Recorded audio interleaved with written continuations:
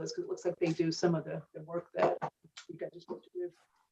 All right, so let me just turn it over to Melissa. Why don't you tell us what you want us to hear, and then let's talk about the $5,000 in your budget. And then we do want to spend time on your admin request and make sure that we're on the same page as far as what the intention is right now as we understand it. Okay. So do you just want me to start off and kind of discussing what that stewardship line item pays for, or kind of the history of that? Okay. Yeah, that'd be a good place to start. All right, great. So that line item, like Kathy was talking about, does fund the majority of our open space parcels, mainly for the use of the stewardship committee, which has oversight on Breakneck Hill and the town forest. And that line item, in many views, has been very under budgeted in past years. Up until the last about 2 years have we increased it. Before it was about 10 to 12,000, and it really didn't cover what we needed to do even just at Breakneck Hill. That also funds all things like paying the Sudbury Valley trustees to help us review the Chestnut Hill Farm, doing our annual monitoring inspections and helping us with any interpretations of the conservation restriction. Most recently, we used them to help us permit the historic barn that they brought over from Deerfoot Road, and also talking about the parking issues that we've had there. So that's another area that we use it for Sudbury land trustees. And then we recently, purchased the Halloran property a couple years ago. And since then, we've been working on access. I know Sam Stivers has been nicely making a bridge for us with Mass DOT to talk about access using part of their land, so we don't have to kind of traipse through side yards. And with that potential access and also the finalization of the conservation restriction, we'd want to start, I don't want to say creating trails, because there are some kind of already old trails that are there, and be more cleaning up and making sure that they are accessible and meeting any sort of requirements that we might need to do in terms of ADA, and possibly using funding for access if needed with Mass DOT. Then there's also a shift of looking at some of the old votes and town meeting votes and deeds to ensure that the properties that are open space parcels that have been protected have been properly moved under the care and control of the Conservation Commission. A lot of them are under the Board of Selectmen and got deeded that way, even though the vote was for under care and control of Conservation Commission, or they really just should be under the care and control of Concom. And with that, comes our responsibility of our yearly monitoring, which we would like to do in-house, but there is certain costs that do come with that. So besides that funding, I think the majority of it is used for Breakneck Hill and to start doing a little bit more with the town forest. What's kind of been outstanding at Breakneck Hill is there's a lot of the cleanup of the apple trees. They're right now doing some pruning, a lot of down trees that we really need to get out of there. So to clean up the brush, we need to keep our invasive species program and management going on. I'm not sure how familiar you guys are with that piece of property, but when the cows left, it was completely infested, and the stewardship committee has done a phenomenal job with that upkeep, and also just updating our signage. There's parking lot work, and then in the town forest, they're working on trail names and getting signage and a little bit more public engagement. So the reasoning for that kind of increase is for all of those reasons that have kind of been along the wayside historically. And now we need to do a lot of kind of catch up and mostly just maintenance and making sure things are safe and clear, at our lands that the public uses. And I think especially during COVID as well. I think that's the overarching theme of it all. So Melissa, who is the stewardship committee spawned from the Conservation Commission? Where does it fit as far as? Yeah, so they do report to the Conservation Commission. So they are kind of a subcategory of the commission. We right now don't have any members of Concom on that board, but historically they have been. There doesn't have to be, but their day-to-day activities goes through the stewardship, the maintenance, any activities that they do that they are working on, their pollinator gardens, it's their initiative. And then they, if they need to have an event or if they want to make any changes, they then ask the commission kind of for their final approval. But because of the large amount of tests that have to be done at that property every year. There was a subcommittee made just to make sure that the trails are mowed, the trash is picked up and things like that. And then they've, done a huge undertaking getting rid of a lot of the invasive species from after when the cows left. So mostly the money spent on Breakneck Hill. Yes. All right. So what we normally do, Melissa, just kind of go around the room to let people ask questions. So that's what I was going to do next. Here's Jason. So I'm going to do it in order way I can see people. So Andrew, Beth. Hey, Melissa, thanks. Not too many questions. The only question is for the properties. Is this mostly for like landscaping type services, mowing and things of that nature, or is it? I hate to call it landscaping. We did thankfully save some cost. Karen at the DPW, some of her guys are doing the regular trail mowing. So that has saved us a little bit, but the rest of it is annual field mowing. They rotate fields every year for habitat. I wouldn't say it's necessarily landscaping in the terms of they're trying to make more habitat, but it's definitely cleanup of down trees, if they need loam for an area or things like that. Yeah, I was just wondering if this was part of the, the landscaping contract we just put out to bid. No, it's not part of the landscaping contract. So we do everything besides just this past year. The trail mowing is the only difference that we've had in the past. But It might be something to look at in the future for trying to add that into that contract, maybe get some economies of scale with the DPW. Mm-hmm. That's all I have. Andrew D. Thank you. So I see, the year-over-year increase for between FY22 and FY23. 21 and 22, Andrew. I'm sorry, 21 and 22. Is I think a reasonable one for the reasons that Kathy you explained. So I'm just looking at it in Clearview, and I don't know whether this information is accurate, but I do see that from fiscal year 2019 to the present, there has been a significant increase. And what is the historical kind of perspective on how that has happened? Because this is interesting because I don't remember actually really looking at this budget all that closely in the last budget cycle we had. Yeah, I would say right before that kind of last increase last year, historically, it's just been keeping alive what we could. It really only went to trail mowing and the annual mow. That's pretty much the only, I think it was about 10 or 12 grand before that. And I think about 7 or 8 of it was just strictly mowing. So it was just doing the very bare minimum at Breakneck Hill and only Breakneck Hill. So this increase has helped us get a little bit more done in terms of trail maintenance, yes, but also getting rid of those down trees. They made a big dent. They kept up their invasive management program. And so, that increase was definitely utilized. I think you could see it pretty quickly. This year, they held off on spending a little bit because we had applied to a grant from Mass Wildlife, which we unfortunately did not get. So, we're also working on our management or priority plan to ensure that, picking out what those actual priority projects are to ensure that they're getting done. And if they're not getting done, then what's the reasoning? And 9 out of 10 times it's because of the budget. It's a lot of little things that end up getting into a bigger problem. Most of it is because it's stuff that the DPW can't always handle. The field mows, most likely it couldn't be held just by the regular DPW mowers. We have a lot of holes, a lot of just stumps that when Twin Pines was doing it, they have to stop a couple times because they lose a pin or a wheel. So it's not the easiest place to mow. And then it's really just keeping up on all the weeds that continuously come in.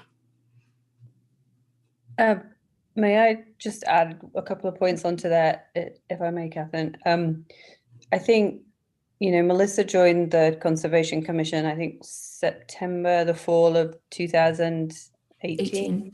I joined in 2019, and certainly from my perspective, what we've seen happening over the last couple of years is an increasing amount of what I'd call a more strategic focus of the Conservation Commission. I think historically, their focus had tended to be more of the compliance matters, particularly around, wetland protection, obviously very, very critical, stormwater management, permits, also very important.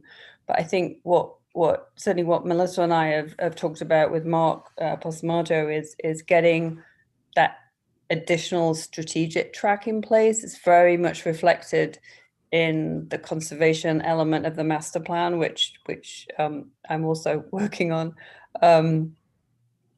because that really brings us up to the full scope of what a conservation commission really should be, covering, and brings us in line with other towns that have that dual track of compliance and strategic. So I think that I would just want to add that, because I think that's, that's what a big piece of what we're trying to fund here.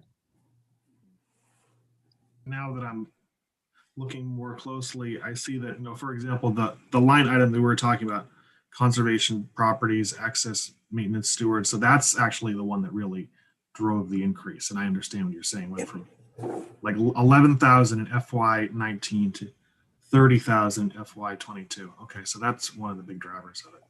Okay, thank you. Melissa, correct me if I'm wrong. Open space has no budget to speak of. It's a couple $1,000. So we're really spending only $30,000 to maintain all of the land under the town's purview, correct? Open land that's got the CRs on it, et cetera. So it's grand total of $30,000. Correct. Okay. All right, Judy. No questions. I think you guys protect a very important part of the town. So thank you. Thank you. Jason.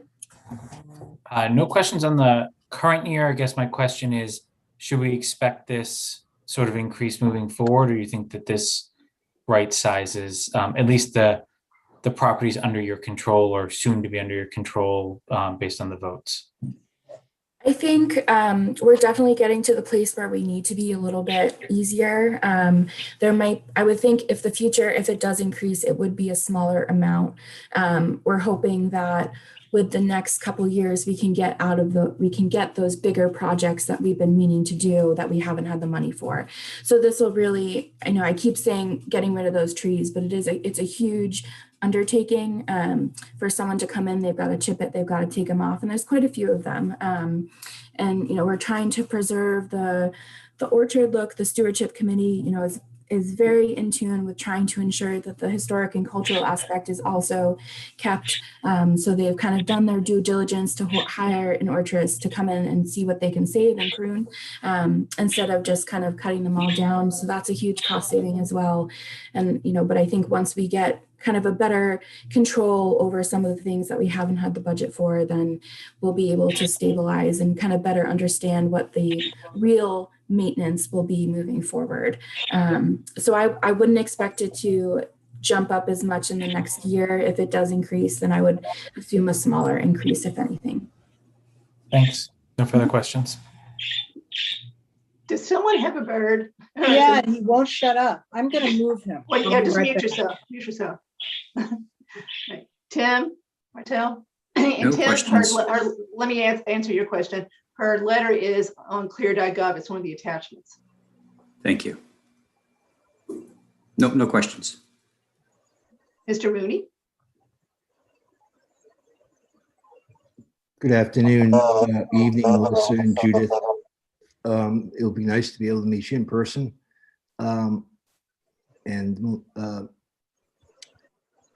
Melissa, thank you for the precise presentation. I have no questions. Thank you. So Melissa, how many CRs does the Conservation Commission currently oversee? Do you know?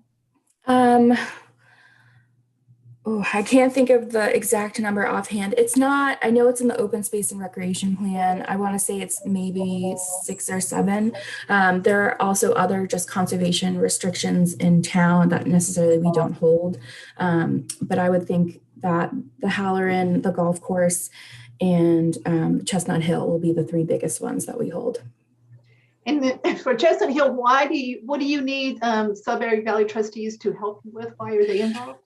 So every year it's written in the conservation restriction that an annual monitoring of the property needs to occur, and just the time sometimes that it takes for that to happen. And they have a history. So they've been doing it since the beginning in terms of they created the baseline report and they compare it to their baseline to ensure that no changes have happened without the approval of the Conservation Commission. That makes sense. Okay, so let's talk to both of you about your admin needs. It's our understanding as of tonight that the position that Carol Ostrich used to occupy until she retired a few months ago, it's 34 hours, is going to be replaced. They're advertising for it now, and that position is going to be shared among treasurer, board of selectmen, IT, conservation, and EDC. So it's being shared quite broadly. Have you guys had a conversation with Mr. Corporal about what you can expect from that sharing as far as hours go?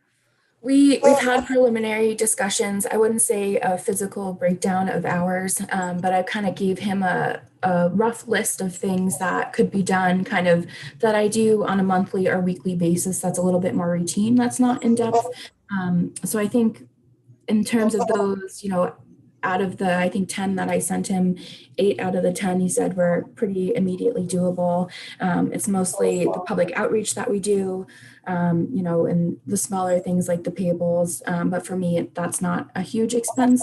It's more the discussions kind of with homeowners or being that front person. But so I guess to better answer your question, we've discussed it. I don't think there's an actual split of the hours that I know of yet. Because if you read your, again, well-written memo, I don't see how you get done what you get done with one person. And this is not the first time we've heard it. She is the superwoman. We say every meeting, Catherine, we talk about her. Even when she's there, we don't know how she does it, but she does it. Because, you know, this is not the first time we've heard that you needed these hours. Last year, I believe Mark made a pretty passionate presentation to the Board of Selectmen about needing these hours. So I hope that you continued, and Judith, your commission advocates for a piece of those hours so that it really will take some of the admin piece off Melissa so she can do the more substantive piece of her job. That's a plan, but you know, squeaky wheel gets oil sometimes. So make sure you keep your hand raised and try to get what you think you need. So if you had your druthers, how many hours would you have? What do you think is the ideal amount of hours you need to support doing the things that someone could do to free you up to do some of the things you can't get to now that should be gotten to? I mean, in a perfect world, a full part-time person would be the best. But with a shared position, I think it's really difficult. I was talking with Mark to kind of cut up kind of the different things. So what I kind of had just picked out was things that they don't have to be kind of sitting near me and to be able to do on a continuous basis. I think that's kind of the game changer in terms of if it's someone who would be in my office that I could better kind of help to discuss and teach, you know, certain processes. So even taking in applications could be taken off my plate. But with this, I think just doing the monthly and routine items, you know, 4 or 5 hours a week would be helpful. And it would at least open up some time for me to at least get out in the field and do a little bit more inspections. Okay, all righty. Anyone else have a question before? One thing, Melissa, you're talking about was some of the bigger projects maybe that you have at Chestnut Hill. So I would just keep in mind if any of those raise to the level of maybe being a capital item, you know, so you don't have to hit your 30,000 there or whatever budget you have there. Maybe we can add to the capital. At breakneck? Yeah. Okay. or any of the properties, right? If there's a bigger project that needs to be done, that's, Okay. kind of over 10,000 or 20,000, or, we can look at it in the capital plan. And remember, and you probably already know about the choke fund. The choke fund every year is looking for, they want capital projects. They don't want operating projects. They want capital projects. So building, and I think they did build new trails last year with the grant. The grant's like $5,000 or so. Yeah. Every year, so you have to apply for, but they're looking for, concrete projects that they can fund. Yeah, and we're lucky. We do have Kat McKee from Trails on stewardship, so they work together pretty quickly. And I know she's been talking at the stewardship meetings as well. Okay, good. All righty. Okay, well, we appreciate you guys coming. So thank you very much. Okay. Thank you all. Judith, and your commission for what all they do. So we will see you soon. Great, thank you so much. Have a great evening. Bye-bye. Bye. Okay, next, and I'm going to say this very slowly and carefully. You guys keep me on the straight and narrow as far as how we've got to conduct ourselves from this point on. So the next part of the meeting is going to be with the Capital Planning Committee. As everyone knows, so I've resigned from the Capital Planning Committee. So now we have 2 advisory members that are also on it. Jason is the chair of the committee. Andrew Pfaff is also on the committee. So pursuant to the current advisory bylaw that is operative tonight, the 2 people who are on capital planning cannot count as a quorum for our meeting. We still have 5, so we're still fine. So Claire, make sure you note that our quorum is now dropped from 7 to 5 and who the 5 people are. So it's clear, so I can read the minutes what we did here. So I'm going to turn the meeting over to capital planning in a minute. Then Jason and his committee will lead the discussion from that point on. The advisory members who are not part of capital, which is everybody but me, then will be free to ask questions to capital planning. Andrew and Jason will be operating as capital planning members, not as advisory members. We're not going to vote tonight. We're probably going to vote next week. When we do vote, we're going to have 5 people who are eligible to vote.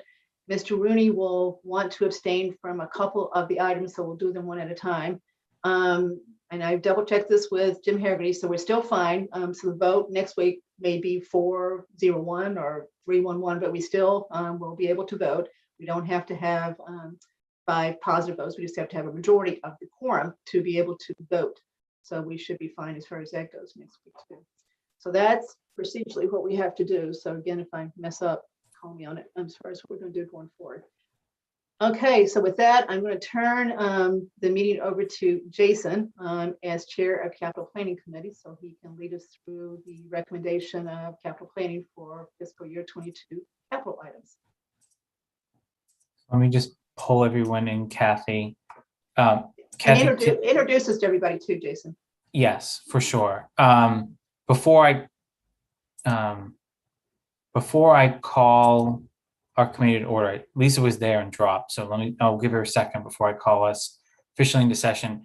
Kathy, can you watch the advisory panelists? I'm not gonna be able to see if someone drops while I'm talking to slides. So just interrupt me mid-sentence if you need to, just to make sure you keep your quorum in order. So as everybody advised, you understand, we don't want you to drop. So if you're going to drop, try to give me a little bit of a warning too, because we're going to have to then stop the advisory meeting and reconvene it when we get 5 back. All right.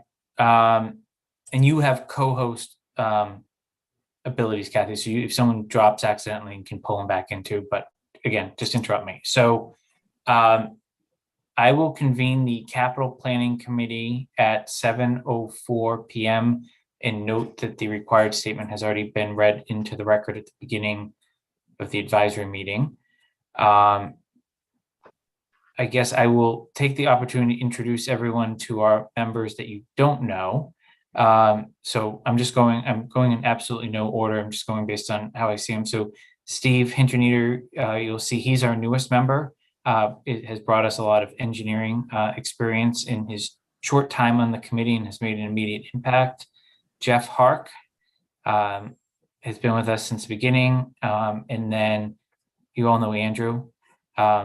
and Lisa Brascio from the Board of Selectmen also sits on our committee. And then you also see Mark is in the room and Brian are ex officio. So I think with that, we are just missing Mr. Palmer. So we have 5 of our 6 members here tonight. So I'm gonna screen share, so give me a minute to pull it up.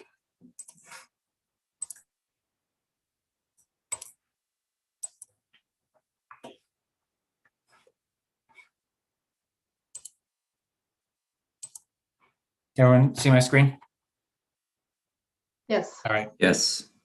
So any of you that follow the Board of Selectmen, this is going to look very similar to a presentation we've now made to them twice, once in October and once earlier this month. As all of you know, capital planning was basically reinvigorated pretty much a year ago. We're almost hitting our 1-year anniversary of our first meeting. And we inherited a capital plan that was, obviously well thought out by department heads, well tabulated by Mark and Brian.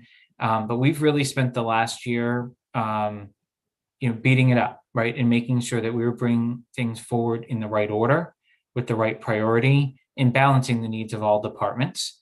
So, what this presentation will do as we walk through it is really walk you through some of the decisions we've made throughout the year. These probably, for those who've been on advisory for a while, were probably decisions you were making last year, in terms of how do we skinny down the capital budget to meet certain thresholds that you were looking for in terms of tax rate, what's really required, what's not. But we obviously welcome, your feedback and the Board of Selectmen's feedback as the budgeting process continues and ultimately culminates in, votes of support or no support for certain items. As Kathy mentioned, obviously she was a key member of our committee, and I just wanted to take the opportunity to thank her for her time with us. We will miss her, but obviously understand the reason she had to move on to facilitate, obviously, this discussion tonight. So everything we're going to talk about here has at least the majority support of capital planning. There's really only one vote where we were 4-3 when we were a committee of 7. Every other vote was 6-01, 6-1-0, or 7-0. So I think that's really important to understand, that, there was a balance, certain people voted or abstained, especially, in fairness to Steve, he came on the committee as we were taking votes and abstained on a bunch of things that he just didn't have enough background on. So that's, what we're bringing forward tonight.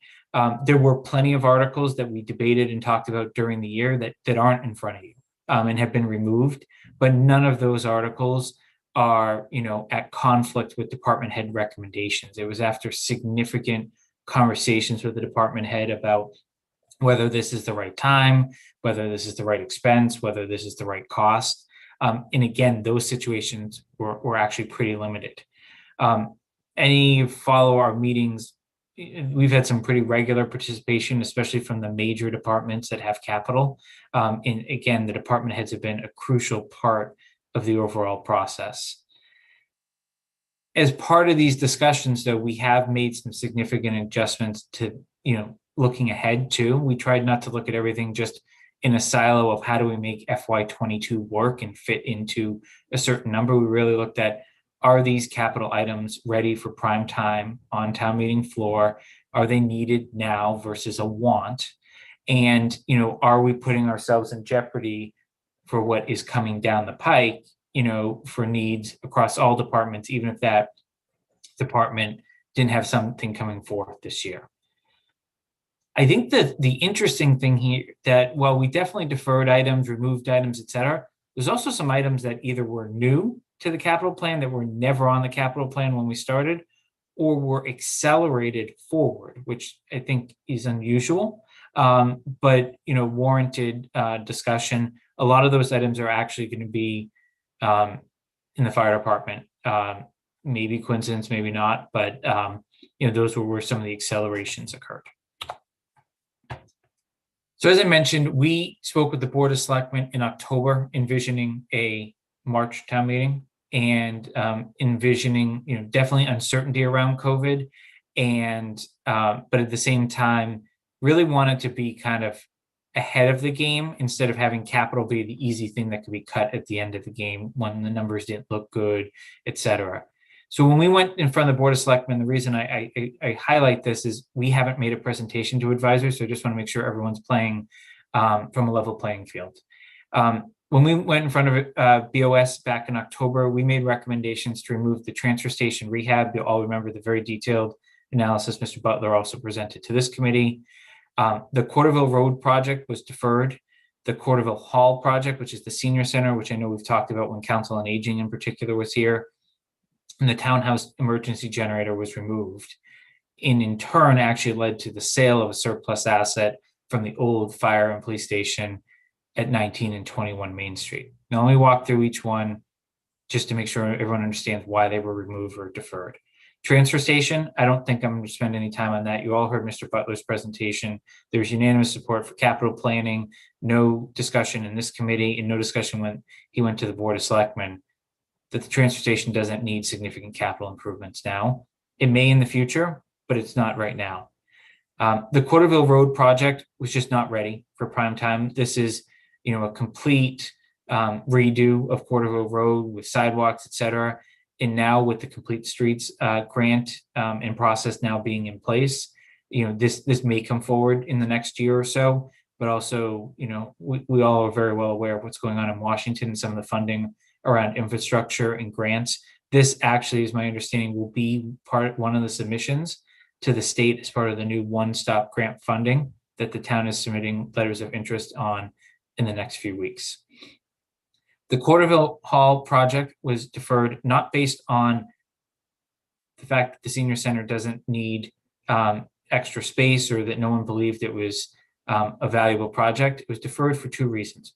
One, Assabet, who, the students that were going to do the work are not available. And they're not available for another year. So funding it now was just premature. But in addition, as everyone's aware from conversations with the school research subcommittee, we're obviously trying to look at a much bigger plan before we put money into a building that may or may not be part of the town's future. And, what I've told, in particular, the Council on Aging, based on the discussions with capital planning, is, we may be able to do actually better and create a more sustainable plan that creates synergies across all demographics in town, all age, et cetera. So we expect discussion to continue about that project coming into FY23 budgeting process, but we don't see any need to move it forward. We've been keeping the senior Council on Aging up to date and have received no negative feedback on that decision. There was a pretty animated discussion about the emergency generator. This was slated for this year to put a generator on the townhouse. Ultimately, capital planning voted to remove it. There was significant discussions with Mr. Perrin as facilities director, but also Mark as town administrator and kind of overseeing our town government. And we have a lot of other buildings that have generators on them. The townhouse is not used for shelter or emergency situations. And ultimately, we voted to just remove this. And if we thought this was a need of the town, to seek funding from a grant and not funding through general fund type appropriations.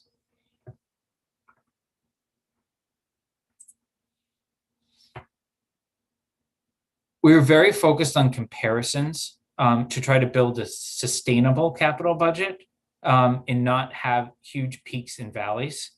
As you remember, in FY21, the capital budget plummeted as you got closer to town meeting from what was originally going to be proposed, mainly due to items that really just had to be done versus were going to be nice to be done. And you'll see some of those items coming forward this year.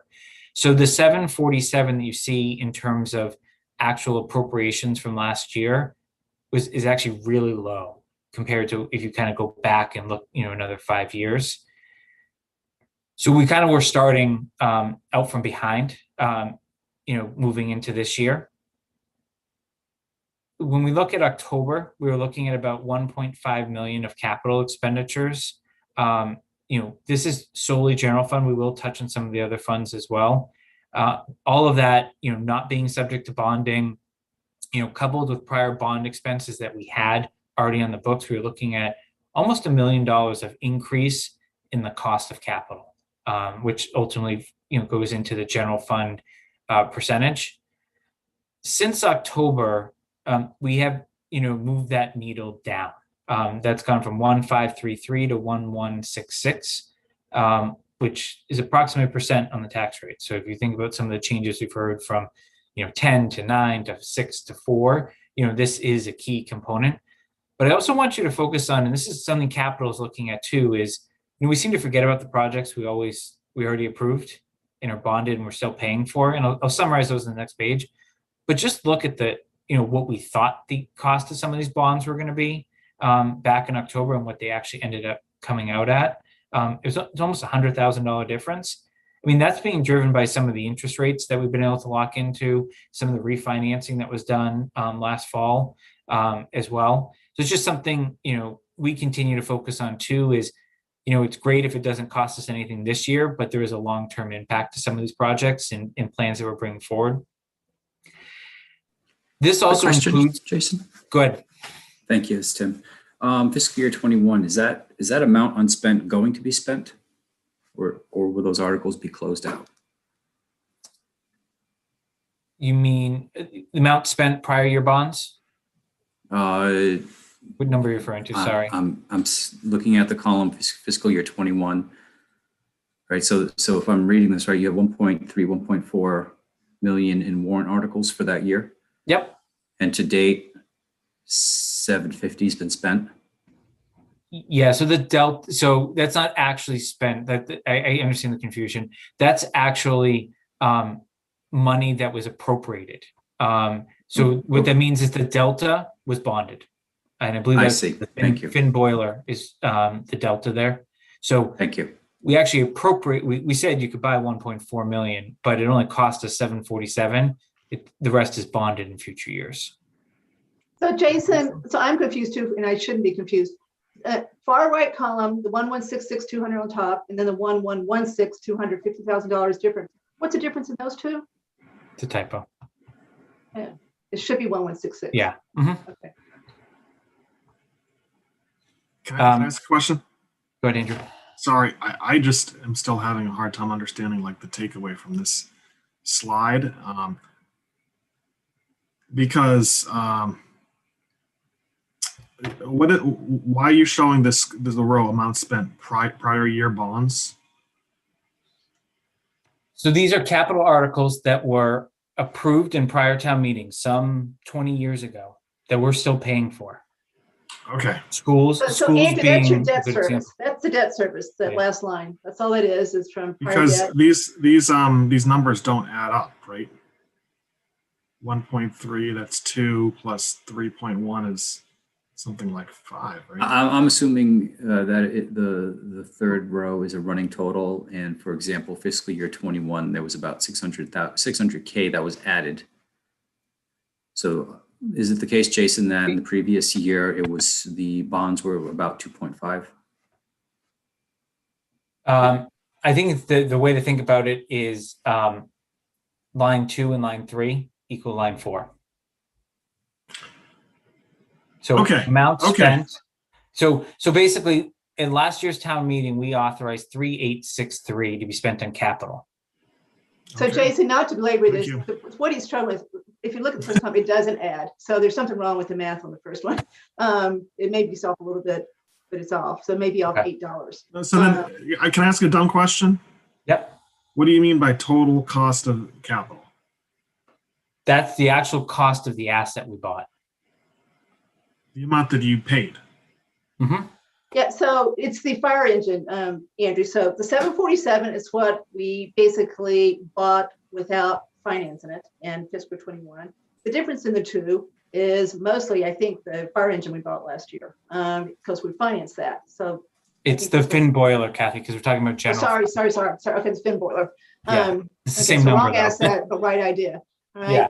Yeah.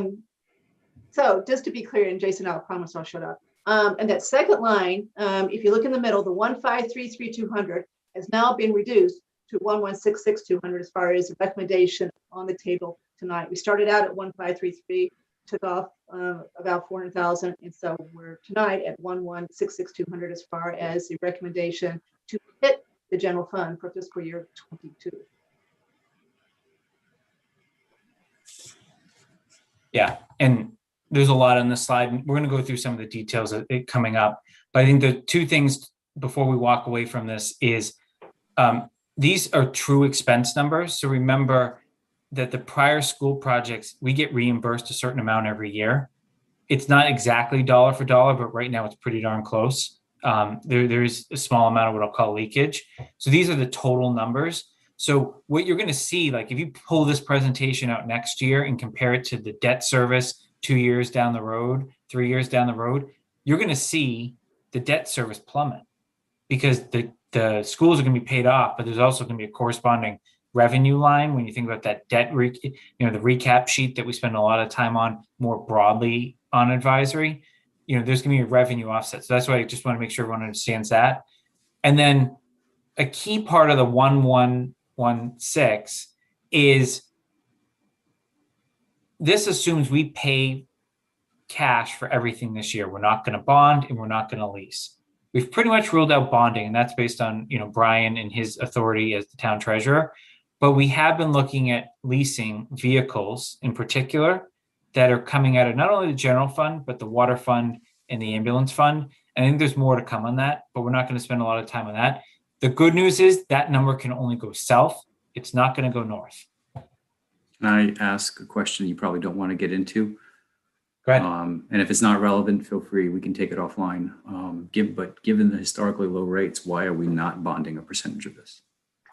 So we actually are going to, so Tim, we looked at both bonding and leasing, and the leasing's a little bit cheaper. If you remember last year, Andrew Pfaff started talking to us about the viability of leasing. And so it's taken a year, but Brian Ballantyne, who I hope is in the audience right now and he can weigh in, he's looked at this now. He's actually, for the most part, on board with leasing. We think it's a little bit cheaper. It's a little bit simpler. So we really are financing this. We're just using a lease instead of a muni bond. And you're looking at that over the course of 20-year depreciation cycle? Well, the stuff that's going on the lease that's being recommended is much shorter term as far as its lives go. It's, it's trucks, it's a chief's vehicle, it's an ambulance, it's a pumper truck that Jason's going to talk about in a minute. So it's not 20-year type stuff. So no, we're looking at a 5, 6, 7-year lease. Huh, okay. Did you take into account the loss of flexibility? When the lease is up, the lease is up. Well, actually, believe it or not, the lease is pretty flexible. You can cancel it anytime you want to with no penalty. You can just stop the lease. So we actually think the leasing is very flexible. No, I meant in terms of extensions, right? Do you have to sign another 5, 7-year lease? No, we own it. It's we buy got it. We it's a lease to own is probably the best way to think about it. Yeah, so it's basically a finance lease. It's not an operating lease. It's finance. I understand now. Thank you. Yeah, it's not like leasing a car, I guess is probably the easiest way to think about it. There's not a payment at the end. And Tim, the other thing to just add on to that question, because I think it's a really good one, is you only there's while it's not a written rule, what we have learned through the bonding process and where a lot of our discussions went is you don't bond shorter lived vehicles. It just tends to be not the best practice, is at least the advice we've been given from Mark and Brian based on their municipal expertise. Has been something. Now, we do have longer live vehicles that are going to come up here 20, 30 years. Those were always going to be bonded, but they're actually not out of the general fund. They're out of other funds. And also Jason's referring to the police cars because they are recurring. We buy 1 or 2 every year. It didn't make sense to lease those. So Brian was pretty adamant that he would not support throwing police cars on the leasing contract.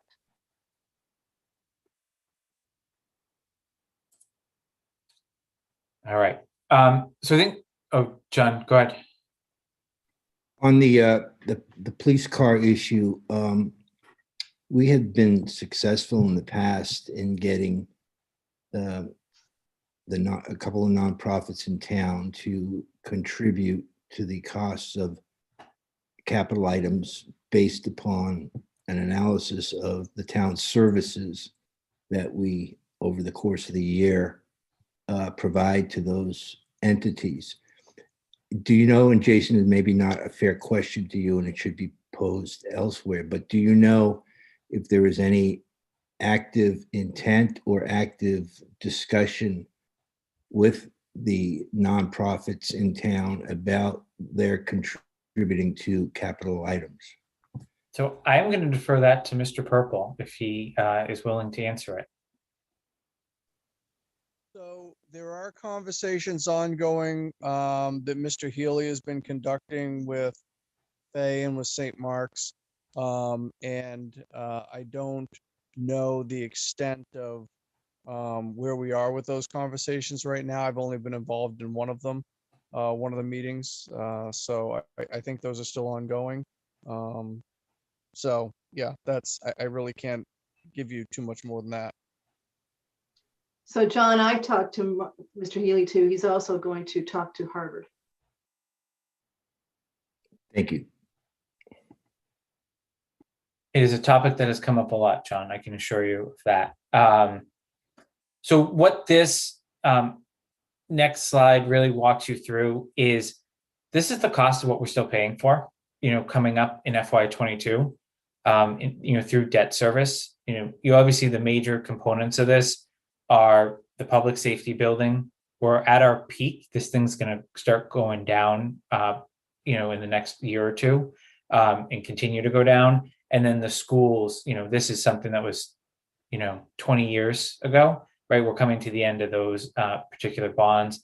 And there's also other smaller projects that I'm sure many of you remember, coming before town meeting in the last 3 to 5 years that, are starting to cost us money in the case of Finn Boiler, or starting to, come off the debt roll in terms of DePetrie, Trottier, 9/11, the DPW fuel, and the golf course restoration, repairs and alterations. But you can't get excited about the Trottier Finn Woodland for what Jason said a minute ago. The net when you net against the reimbursement that also stops is only about $250,000. It's still a number, but it's not $1,112,400 that's going down.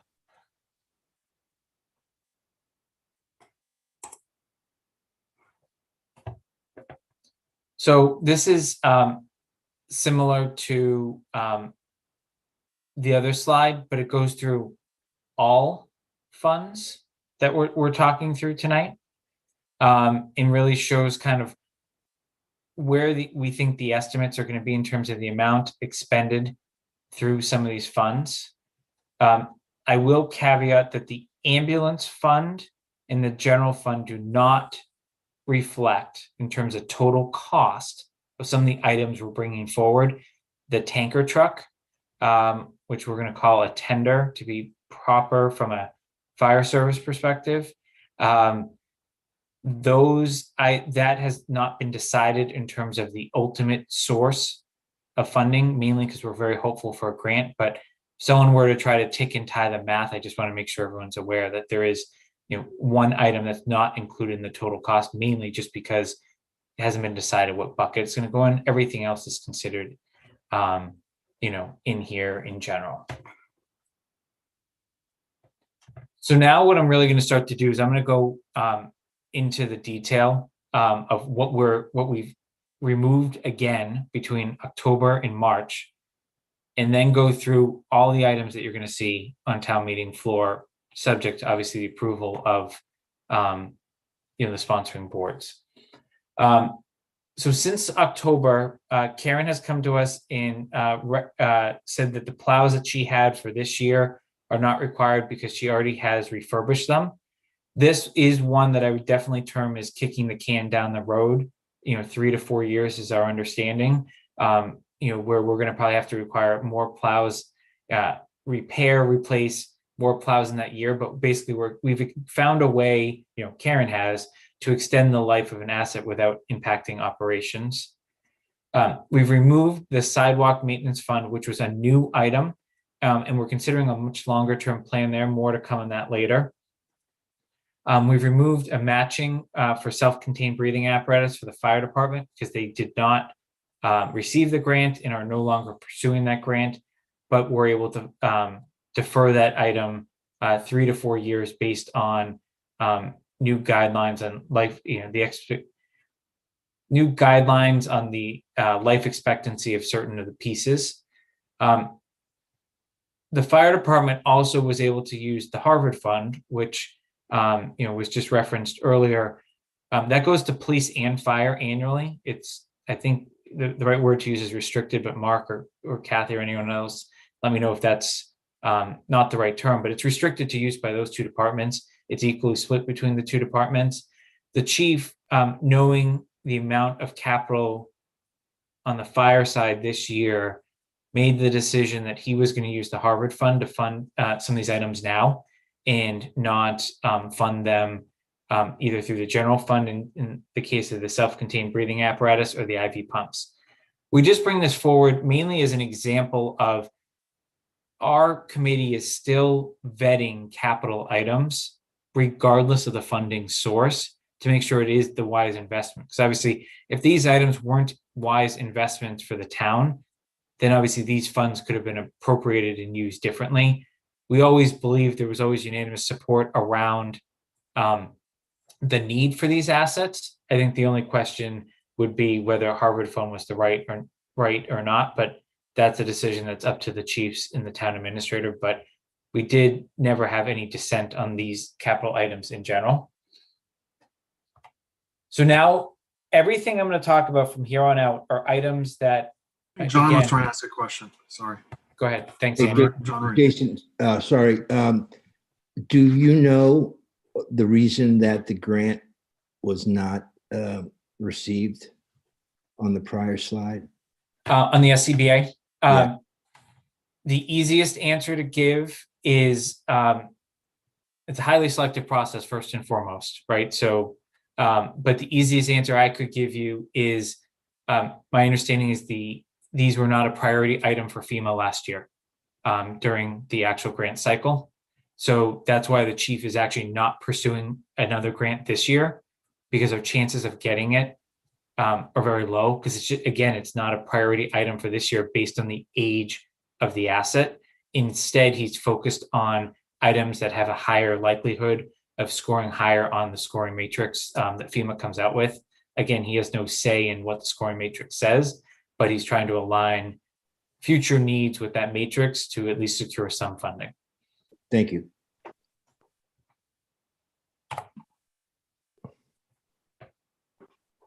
So this is a full listing of the DPW's capital for this year and what we're recommending to bring forward. One is a chipper, an equipment trailer, hook lift. The only reason it's listed twice with different amounts is actually we're buying one truck, but the funding source is split between the general fund, which hits our tax rate, and the water fund, which hits only water customers. And that's because the asset is actually used between the two departments, within DPW, the divisions, I guess is the best way to call them. There's also two diesel pickup trucks, one that would be used for regular DPW type items and one specific to the water department. The annual road maintenance article, which I think everyone is very familiar with, and an engineering study to look at the Newton Street water main. That's the summary, but let me tell you where our conversation occurred. On the chipper, there was very little to no discussion about the need for that. On the equipment trailer, we received conflicting information between meetings, but long story short is we understand this to be a huge safety risk in that if we don't replace it, the trailer that exists now, again, something that was purchased originally in 2006, may be carrying equipment that is too heavy for that actual trailer. So, creating unnecessary risk for the town. The hook lift truck, we actually voted as capital planning. We thought that this should have been on the warrant for last year's town meeting. It was just too late to increase it. The warrant had already been published before we were a committee. So we think this one is long overdue. There's very little discussion about the two diesel. We've had a lot of discussion about road maintenance. And I think between this and sidewalks in general, we're going to need to have a more robust conversation on a longer term plan instead of kind of, nursing this along every year in funding some amount. So one of our recommendations is going to be to have, one person or more work with Karen to come up with a much longer term plan that can be vetted by both capital and advisory and the Board of Selectmen, as opposed to, what we're doing now. But we still think it's appropriate to fund the road maintenance while that plan is worked on, because it will not be done for town meeting. And then the Newton Street water main came to our attention in the last 60 days or less. Right now, we have voted to support an engineering study, which would be needed to perform a larger, bid or construction cost around what it would take to actually replace the water main along Newton Street. We've had a lot of back and forth with Karen over that time period, but right now our vote right now is just around the engineering until we get the engineering to know, what the next steps may be. We're also closely monitoring grant funding that may come out, especially, through the most recent legislation in Washington, as they do specify water as a key infrastructure item included in that package. John, go ahead. Jason, with the exception of the Newton Street item, and the road maintenance, which doesn't fit, have these items appeared on prior DPW requests? In other words, have we kicked them down the road to the point where they no longer can be kicked, or are these relatively new items that are now seeing the light of day? I would say they've always been on the capital plan. The one that definitely was kicked was the hook lift last year. Thank you. And What that is wasn't the the, first time it was kicked. It was kicked more than once. That one's been there for a while. what is the story with the chipper? I don't have the actual age with it, but it's well beyond its useful life. And I plead ignorance. Is there a primary function of criticality for the town? I mean, when we say chipper, we're talking about a chipper, right? Like a tree chipper, yeah. Okay. And I'm just curious, what is the criticality around having a chipper? So think about any storm, trees fall across a road. DPW is going to be the first one out there. Not only Yeah, no, they were on my street. They came out with the chainsaws. They cleared the road. They threw the logs. They hauled some away. Some of them were on the side, right? There was no like chipper. branches I and stuff. mean, Yeah. It seems like an almost extraneous expense. I mean, we have a plate. What would you do with the fallen trees, et cetera? I mean, we can't move them. I mean, I assume we could move them and store them on a site somewhere, but at some point. I guess it depends on. Yeah, I guess it depends on how big of a tree you're talking about, how big of a branch. But if you're talking about the small branches, I mean, there's a lot of dumping of clippings and such at the transfer station. So I guess again, this goes to this is not a criticism; it's a question. Like, what exactly is this being used for? How often is it being used? Is it basically sitting in a trailer? I mean, in a shed, unless we have a major storm. I'm trying to understand the criticality of this $30K purchase this year.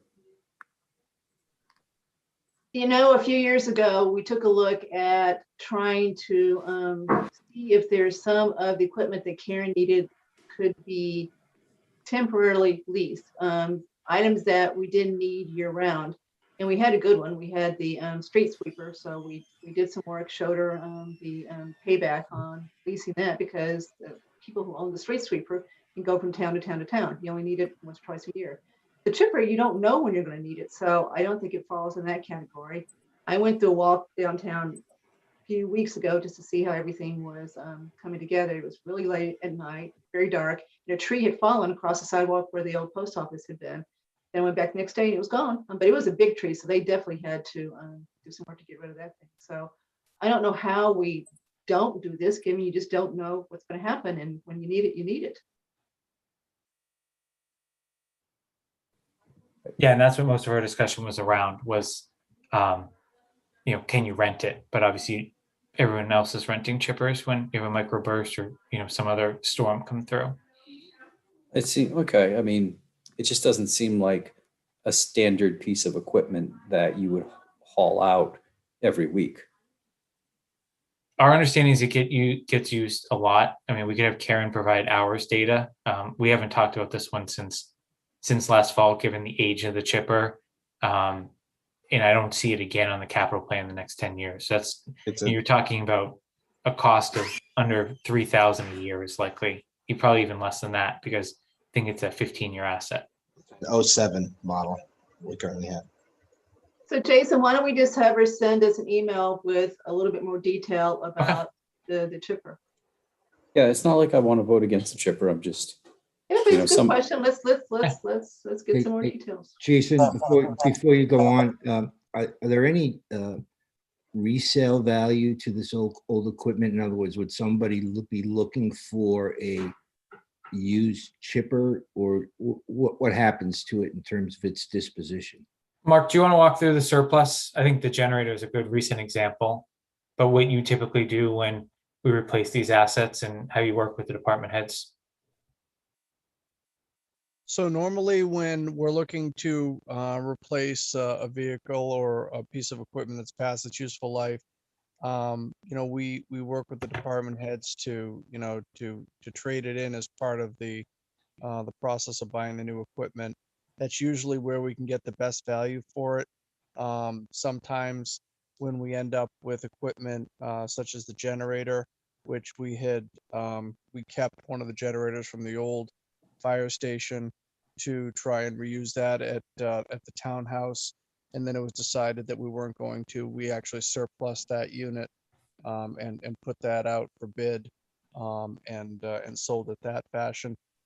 Sometimes we've got vehicles that are in such poor condition that, such as a truck that we had down at DPW that the selectmen actually surplused it the other night, and we're giving it to Assabet so the kids can put it back together and take it apart again and use it as a learning tool. Thanks, Mark. Anything else in DPW?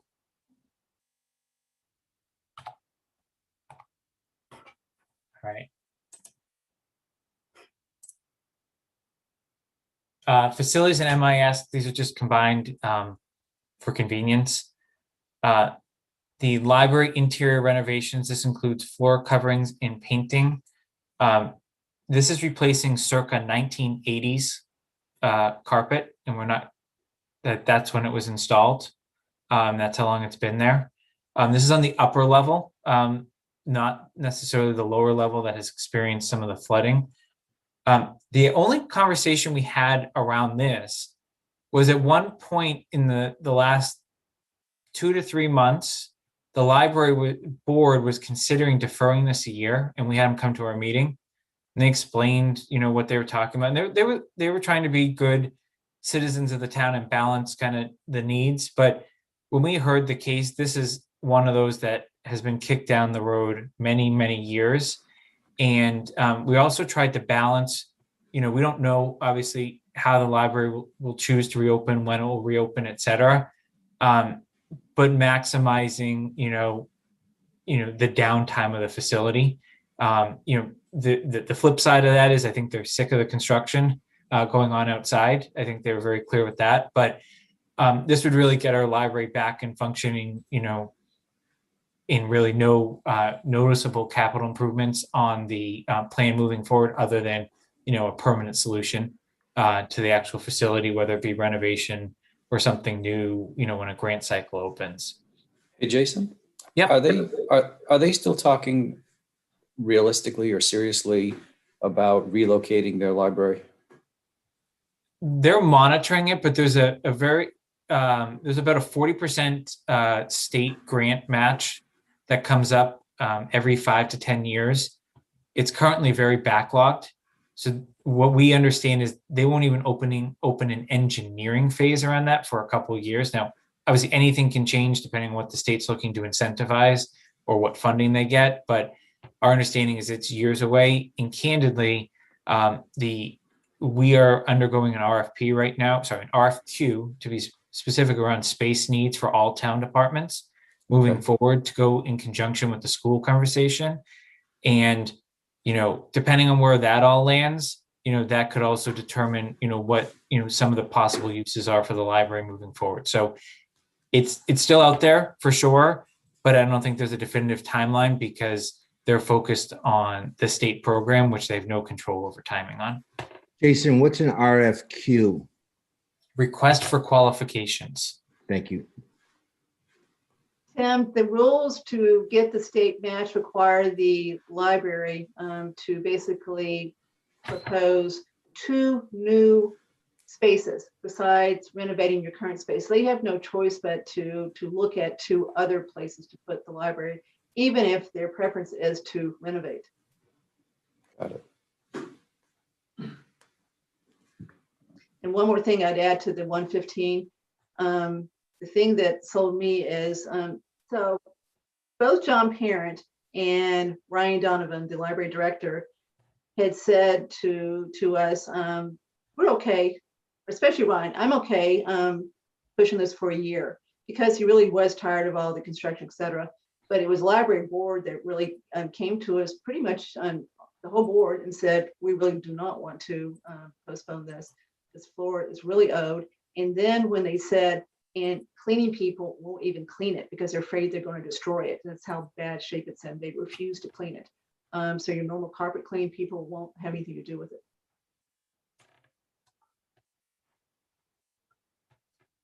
Next on the list is the townhouse bathroom and interior renovations. This is actually the item we were most split on. This was originally supposed to be a complete redo of the bathrooms at the townhouse and some minor painting that hasn't already been accomplished during COVID. The vote failed to bring both bathrooms forward this year, which would have been $80K. Instead, we're bringing forward $40K for one, and then plan to bring $40K forward next year. Now, we're very hopeful that Mr. Parent does the same job that he did at the senior center and is able to reduce his budget, but he felt like this was the right budget to go with. So there could be incremental savings on this 40 this year. That means we would have to appropriate less in the following year, but the general sense of the committee, albeit split, was to phase this or not do it at all this year. But we ultimately voted to do one bathroom. We voted against 2, and then the dissenting votes, were to defer it, one year on both bathrooms. So which one is moving forward? One bathroom, The 40K. men's. Is it the men's, Kathy? That's what I think, that they think the men's is worse shape. I- The 3 votes that voted against it didn't think the bathrooms were in bad shape. So that's why you had 3 votes. But it was concluded, I believe, that the men's was in worse shape than the women's. Okay.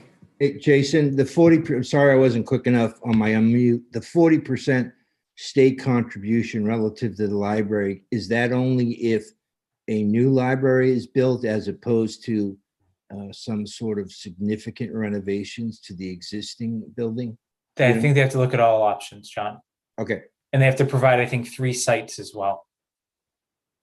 Including the existing ones. So no, they'll pay for the renovation too, John. You just have to show them you looked at 3 choices. Okay, that was my question. Thank you. Go ahead, Andrew. So the townhouse bathroom interior renovations, the 40,000, is that related to what's going on right now? If you walk in, what is the work that's going on right now? Is it just painting? Painting. Yeah, my understanding is just painting. Mark, is that just something John's funding through his regular facility maintenance? Yes. Yeah. So we're taking advantage of the fact that, employees are still working on staggered schedules and the public is coming in limited numbers and that to try to do some freshening up. It's simply painting at this point. Okay, thanks. So Tim, do you disagree with the bathroom choice? I mean, I don't have enough information at this point to disagree. I just think it's, on the surface of it, it's potentially controversial is all I'm saying. So, well, if one of the bathrooms is falling apart, then from an engineering perspective, it makes sense. Otherwise, it seems to be a coin toss and some people aren't going to like it. Mark, Seems to be a difference of opinion as to what state the bathrooms were in. Mark, is it fair that one of these have a plumbing issue or something backs up? I don't know that it's backed up. I think it's leaking. I think there's some faulty plumbing. Yes. Jason, if I can add as well, one of the things they said at the Capitol meeting was that the tiles are coming up on the floor as well in the men's room.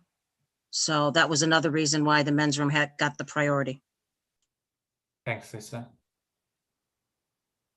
No, that definitely makes sense. Jason, I think it's also worth pointing out that, and I don't have the number in front of me, but I believe that this item was significantly more, almost twice as much as the proposed $80,000. And by bringing the labor in-house, trying to utilize getting some of the stall dividers and everything from the prison, workshop, and doing some of things like that, that John Parent's been able to bring this cost down significantly. Yes, you're absolutely correct with that statement, Mark.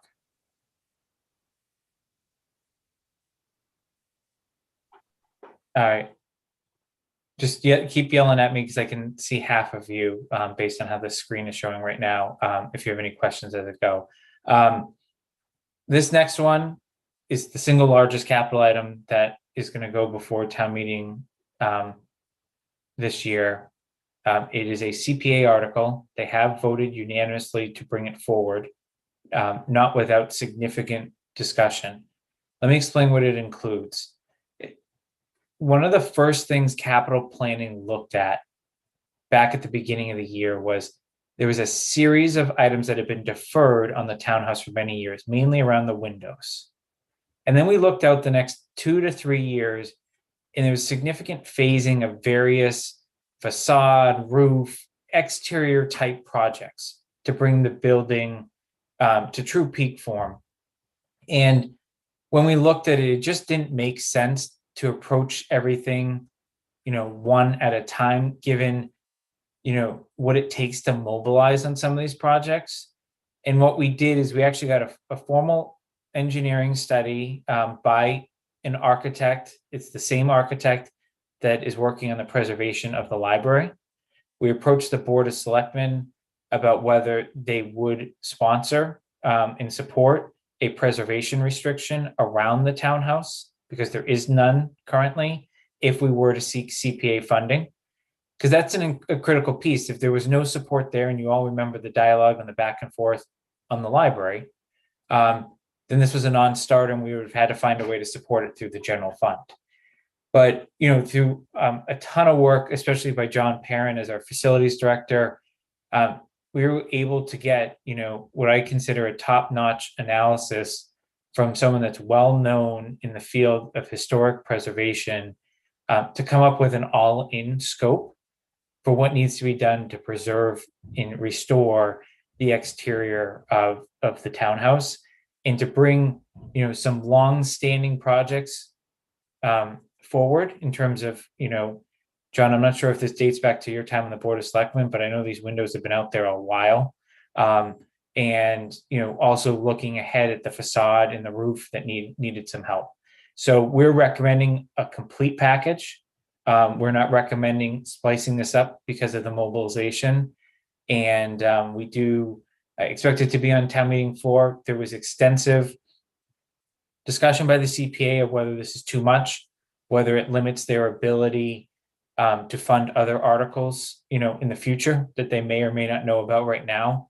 But ultimately, they did vote to let the taxpayers make the decision. I do expect that there will be a lot of discussion around that topic in particular when it comes to the floor. So And for I will advisory members, CPA or CPC has been invited to come to meet with us next week. They haven't confirmed they're coming, but I believe they are, so we can talk to them more about this one in particular next week. Is it the case that, the last couple of years that there's often 2 or 3 or 4 different CPA, CPC articles, and that this time, this one's so big, it would just be one for this year? No, there's others No? because you got 2 years of articles. but it may make sense to wait till they come in, because depending on whether all of them pass or not may depend how much is bonded or not, right? Like they have to assume that all articles are going to pass, right, to make sure they have funding. But there is also the possibility that this article or other articles could fail, which then potentially changes how you think about appropriations. So Andrew, the state, matches some of the money that is collected from the town as far as the surcharge. And they've increased that match recently. They've got a little bit more money than they have had. They used to have a big match and it started going down. I mean, it's funded by $25 from the deeds tax that gets collected by the various registries. So they did increase it. So they've got a little bit more money. We're going to see their numbers next week, so we'll understand where they're coming from as far as their various accounts.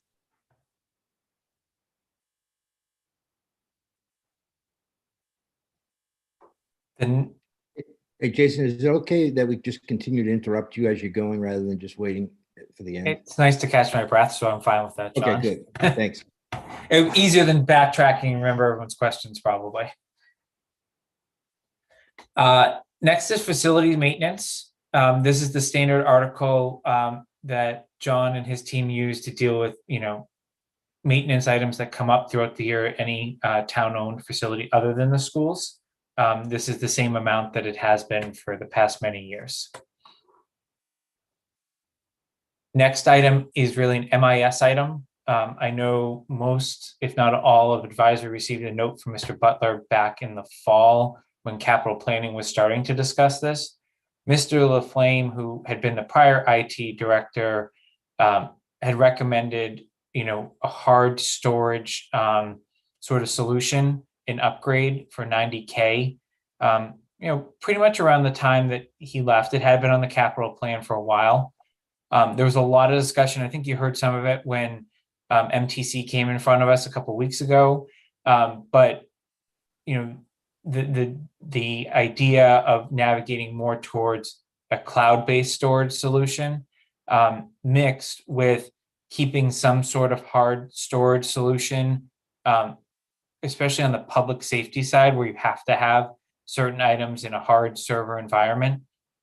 What MTC came to capital planning and recommended was to reduce what we were carrying as 90 down to 40, but to make it a broad article so that it allows the new IT director to really work with MTC and make some infrastructure upgrades that they see as beneficial to the IT environment in town.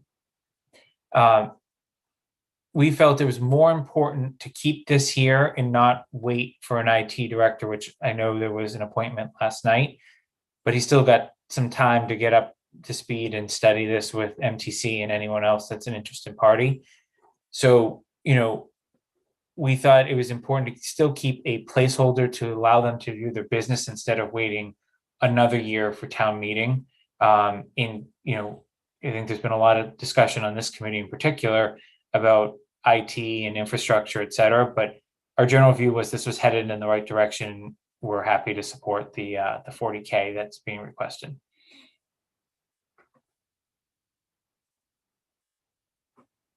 All right, seeing no questions. Public safety, there's a lot here. Again, continue to interrupt me as needed. Fire department, this is for the fire chief, a replacement vehicle. This is a deferred item for last year. It was originally contemplated for last year. Capital planning actually didn't think it was ready for town meeting last year, so agreed with the premise to defer it. We studied this one a lot with the chief, which you typically wouldn't have this much discussion around a vehicle like this, but ultimately it's going to replace a 2013 Explorer that's currently used by the fire prevention officer. Fire prevention officer will take the current chief vehicle, and then the chief will be in the new vehicle if this is appropriated. The important thing to also realize, because it doesn't come through in any slide, is it would also allow us to replace the facility director's vehicle, which I don't even know how old it is, but it doesn't take much to look at it to know it needs to be replaced. So it's also going to allow us to take the current fire prevention Explorer and redeploy that towards the facilities director. We had a lot of discussion around whether that was the right fit, but as a lot of you remember, obviously there was a sudden emergency purchase for the building inspector not too long ago, and we're hoping to avoid another vehicle purchase by this and kind of reusing a vehicle that isn't going to be an emergency use now, not getting kind of hard miles on it, but more, I'll call it softer miles, driving around town at normal rates of speed, et cetera. So that is the grand plan with the chief's vehicle. We have looked into and discussed with him the availability, if he does go with a hybrid, to use the Green Communities grant to offset a portion of this purchase. This assumes we do not use the grant in terms of the amount that's here. You'll hear the same thing on the cruisers. Next is thermal imaging cameras. Those are obviously what firefighters use. There's 2 in this request. They go on each of the pumper apparatus. These are what firefighters use to see silhouette and heat in walls or people, et cetera, in a fire where they can't see anything else. Fire hose and nozzle replacement. This is to replace certain pieces of hose and nozzles that have reached their useful life expectancy for the fire department. Turnout gear fund. This is the chief was originally looking to replace half his department's gear this year and half next year. What we decided to do instead, working with him, is he really only needs 10 sets of gear. Each set of gear costs about $4,000 each. So we decided to set up basically a turnout gear fund that could be funded each year based on need. The need is based on 2 things. 1, turnover of the department and or damage to the equipment. Or 2, the gear has a useful life expectancy that is dictated by the NFPA. Once the NFPA, which is one of the standards agencies for the fire service, once it reaches that life, that it's technically a liability of the town. The firefighter can't go to the training academy and participate in training classes with that gear on. So really what we're doing is giving the chief what he needs real time, but not purchasing gear that may be premature and unnecessary. So you'll see this, assuming this concept passes, you will see this, probably as more of a recurring article moving forward. The discussion that did also occur on this is, why wouldn't you just apply for a grant and replace everyone's gear all at once? Well, everyone gets gear at different time. For example, they hired a new firefighter last week due to, someone transferring to another department. If you buy a new set of gear next year, then you're replacing that firefighter's gear 1 year in. So it just really gets you on the right replacement cycle without over or under spending. In a grant, you wouldn't put in a grant for 1 set of gear. You would want to put in a grant for a full set of gear. So we just wouldn't be using the money wisely in potentially sacrificing something else that would be more eligible for the grant. The ambulance was actually not slated originally when we inherited the capital plan for this year. It was slated for next year. But looking at the mileage and looking at the hours on, the town owns 2 ambulances, looking at it on the older one, and given the amount of time it takes to actually manufacture these, you don't drive up to a dealership and drive one off the lot and paint, Southborough on the side. We thought it was really important to appropriate the funds this year. This is going to be either a bonded or a leased asset. So we're not incurring the cost likely at all in FY22. And even when we do, it'll come out of the ambulance fund. So it's really not a direct hit to the tax rate.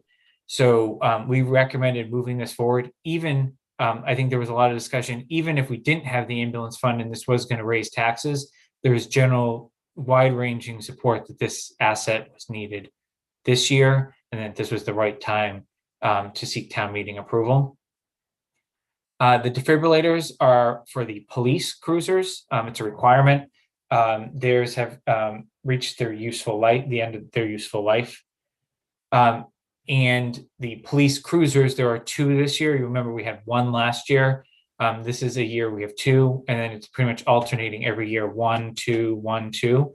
And that's, even with the chief's new staffing structure.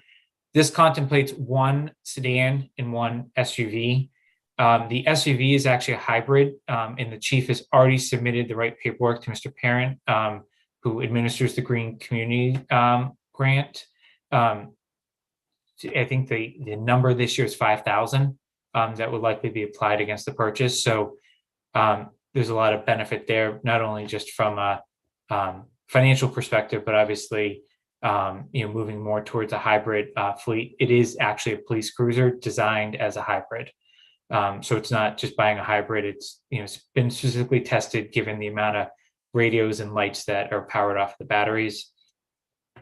And then the one that likely will generate the most conversation, it's the largest item in public safety. And this was not on the capital plan until 3 or 4 months ago, but had been discussed, is the chief underwent a review of his department. As many of you know, he's been here now 2 years. And he really has studied, the risks, in town. And I don't think it's going to surprise anyone that we all know that there are areas of town that don't have permanent water supply.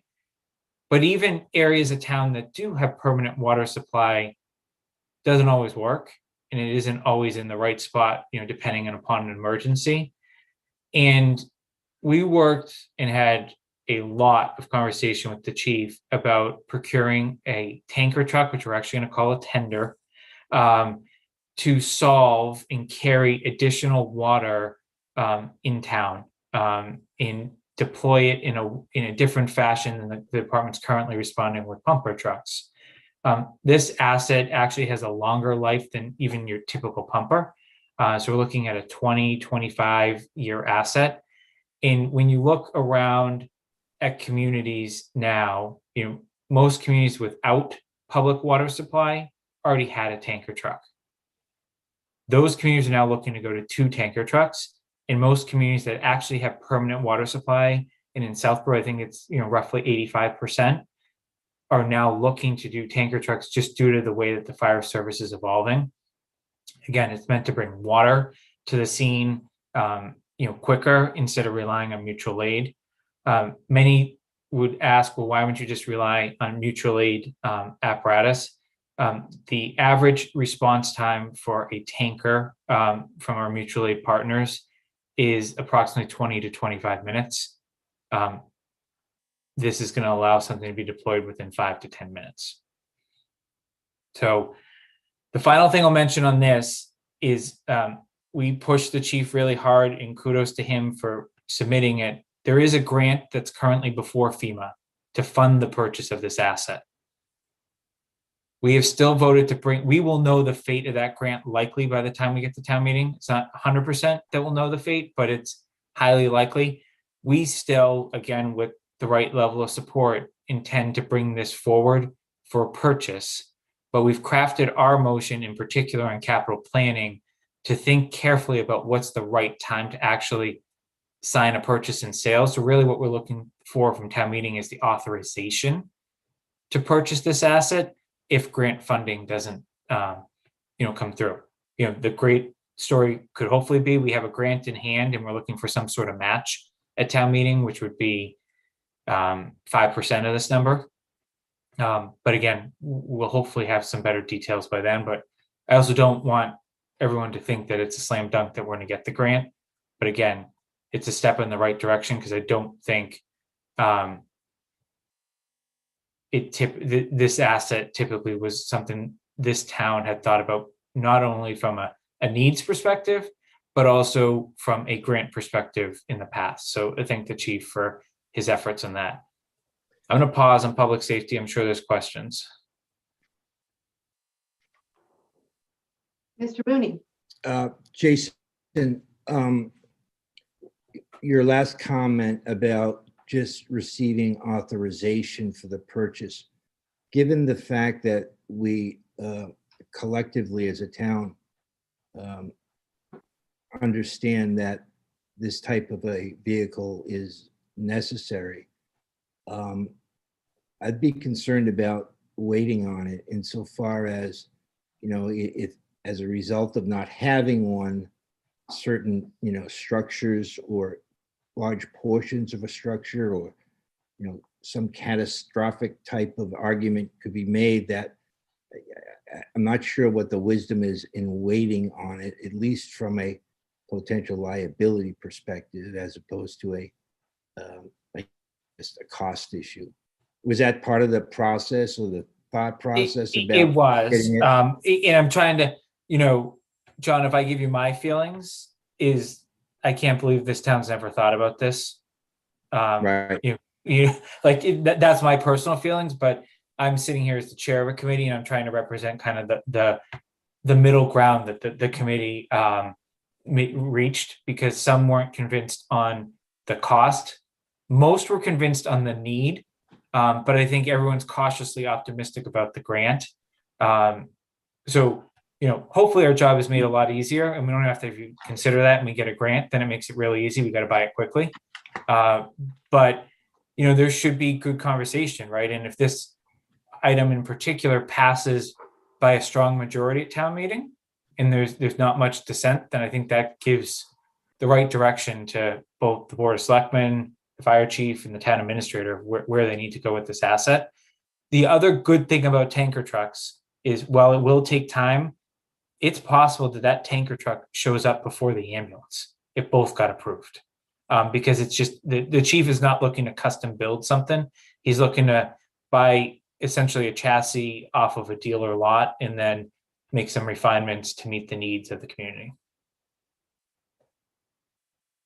I think it's important to keep in mind the potential repercussions or consequences of our now understanding the need for it, and then just, kicking it down the road, so to speak, for 1 or 2 years. The issue of liability probably should be part of that conversation as to the timing of the purchase. So John, do you realize that the neighborhood that's most affected by not having water is the Pine Hill neighborhood, because it's cut off from Southborough? You go into Framingham or Marlborough to get to it.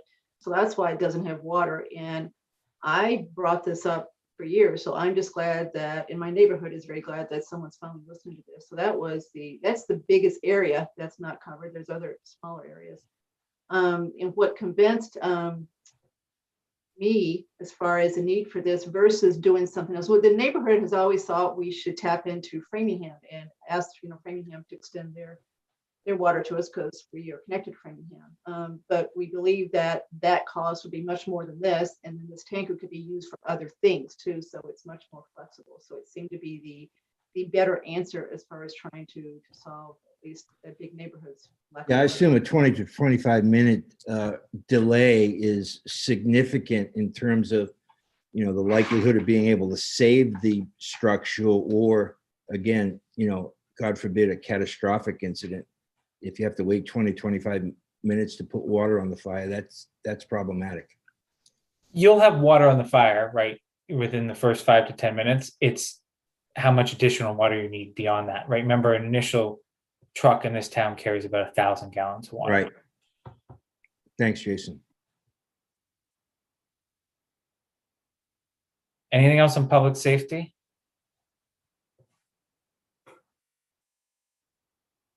All right. Recreation, this is a holdover from last year. I think, Kathy, correct me if I'm wrong, but your committee may have already voted on Calander, but we're just carrying it. It's a capital item. We voted to support it. And I'm sure you'll hear more about it from CPC when they come in.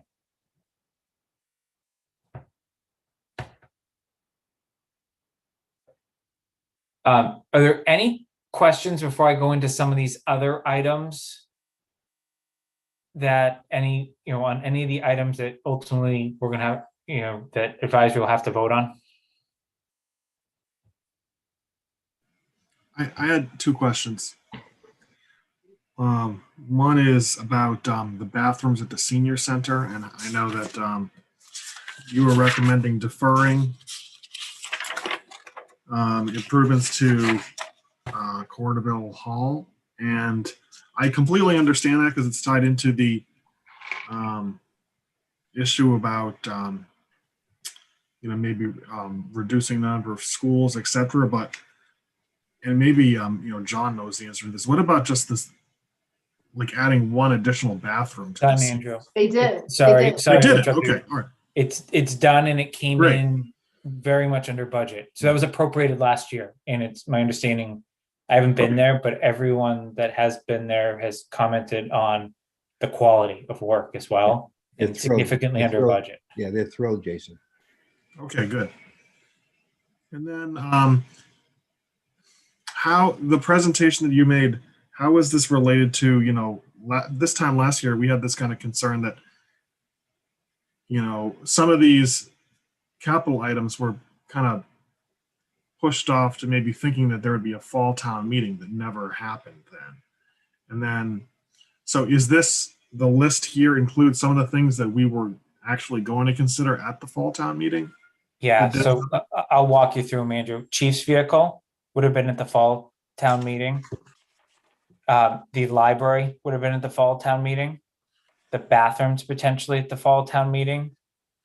And the hook lift truck. Okay.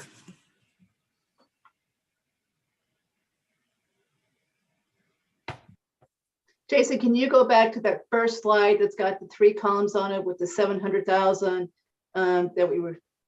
So Andrew, so this just amplifies what he said. That 747 in that first column is really low. That's what actually got approved. That was what we considered the bare necessity, thinking we were going to have a fall town meeting, which we never had, which is what caused us some of this problem this year when we started off with the big projected year-over-year increase, because we were going from 747 to $1.5 million. So we were doubling. So that was one of the big things that jumped from fiscal year 21 to 22, because we had put off so much from fiscal 21, thinking we were going to have a fall town meeting.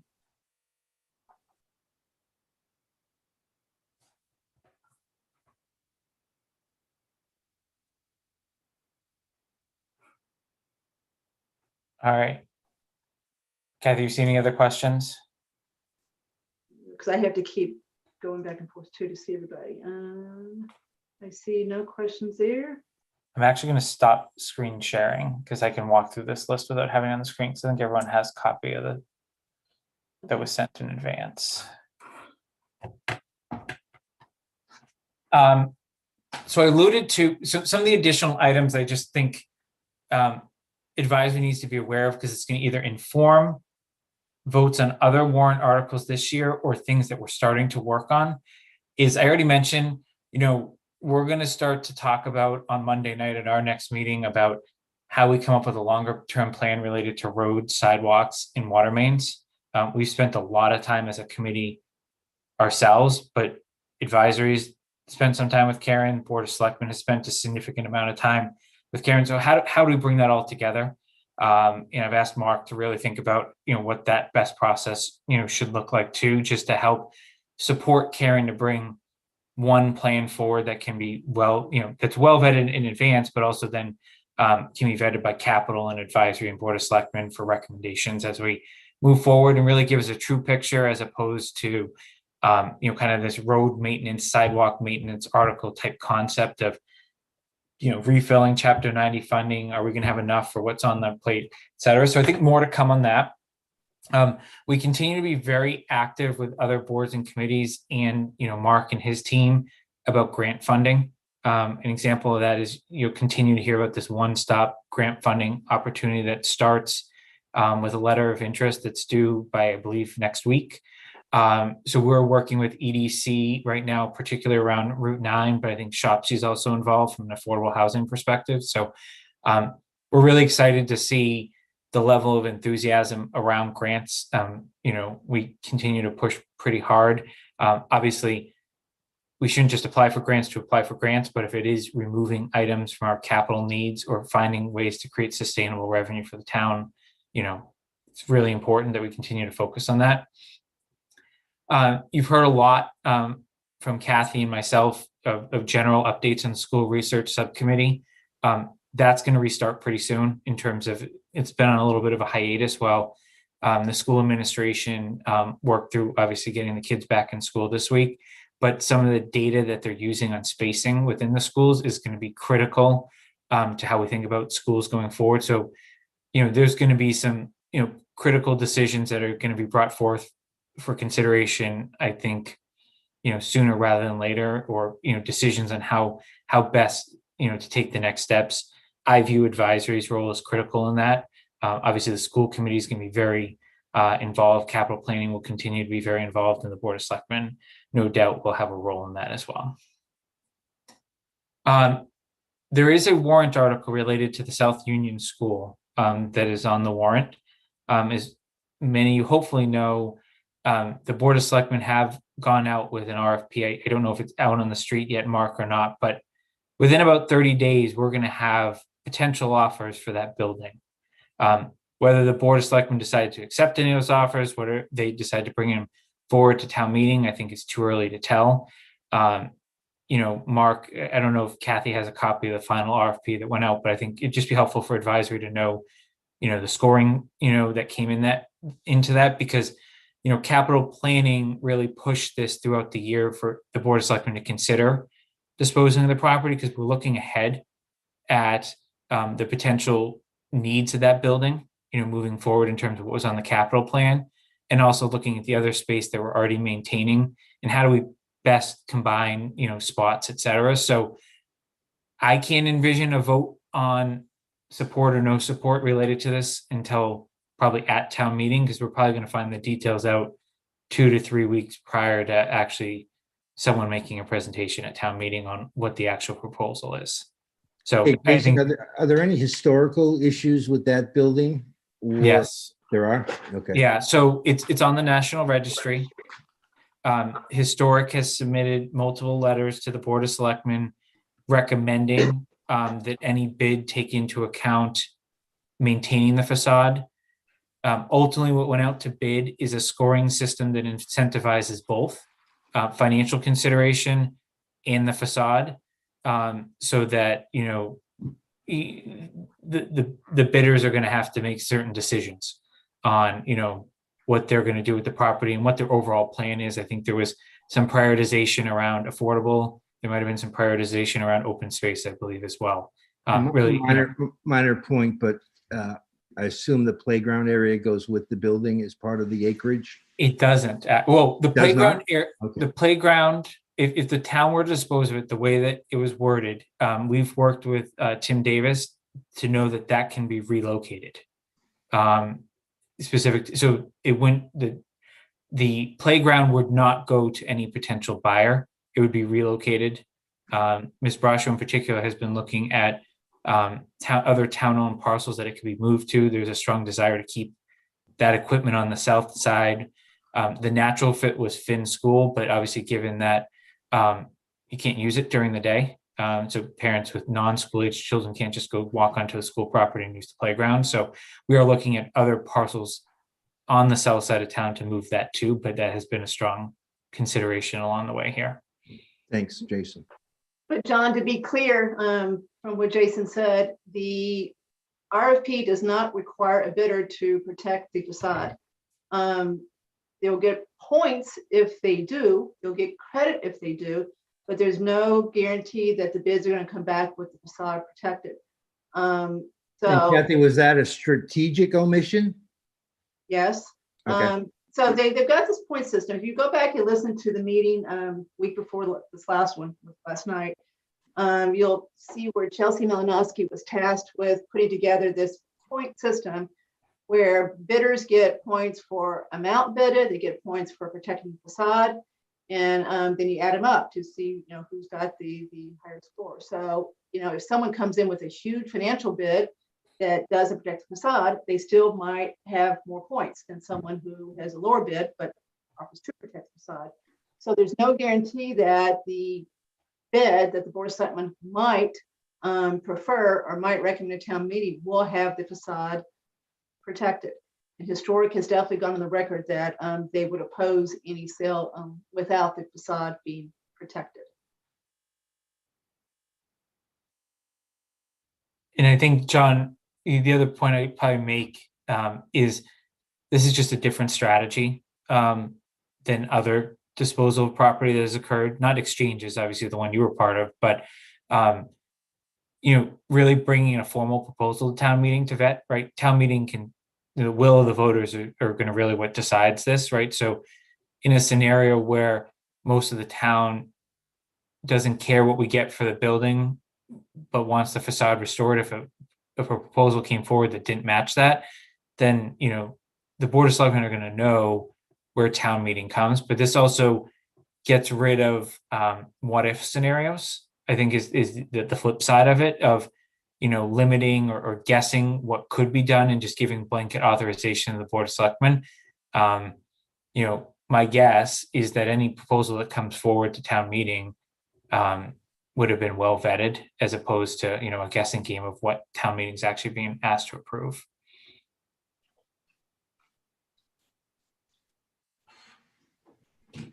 Any other questions on South Union? All right, the last item is there is a separate warrant article to make capital planning a permanent committee. So not an ad hoc committee, but a permanent committee. The language was circulated to all of you in advance.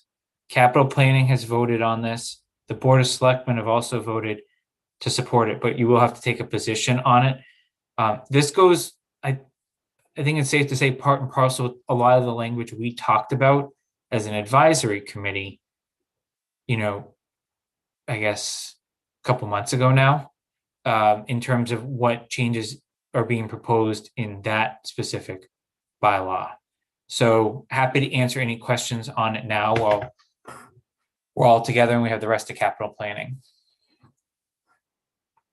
And if you remember at a recent meeting, I said that we will take a final vote on the advisory bylaw changes when we hear about this one, because they do in certain aspects go hand in hand. One of the reasons that we are recommending that the advisory bylaw changes, it only allows advisory members to be on a ad hoc committee. So if the two advisory members are going to stay on the capital planning committee that's being proposed, a standing one, that bylaw needs to be changed. So we will vote. We're going to talk about both next week and make sure they both make sense together. Hey, Jason, I had a couple of questions on the language associated with the change. Is that something you could pull up? Yeah, hang on.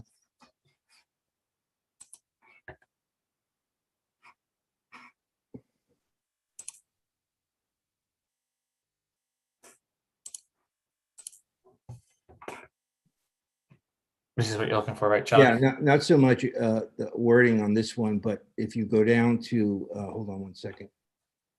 I had it highlighted, and when you shared the screen, I lost it. Let me see if I can find it back up. 9-30.4 funding. Do you have any, back of the napkin type of amount that you might be talking about under that section? Nothing proposed for FY22, because if you remember in FY21, we had a capital article to fund engineering studies. My guess is that's similarly what we're going to look for in the future, is just having available funds to do engineering studies to bring projects forward. Like that was a key component of why we're in the position we're in on the townhouse, because we were able to get someone in here to look at something. We're going to look at the space need, another thing is we'll look at the space needs of other town departments other than police and fire to formulate kind of the broader plan with the schools. But right now we have not submitted a budget and have no intent of submitting a budget, but this just gives us the ability to, if, it was justified.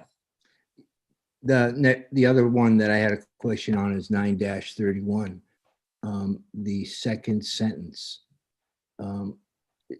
Do you think we should add, or could we add, with town departments, boards, residents and committee, so that we have, the public an opportunity to talk about the 10-year capital plan as well?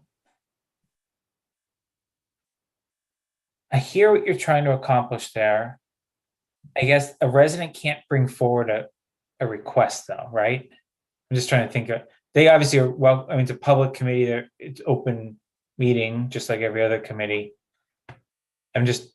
Okay, so you think the qualifier of it being just for capital funding probably does not expose the area that I was thinking about?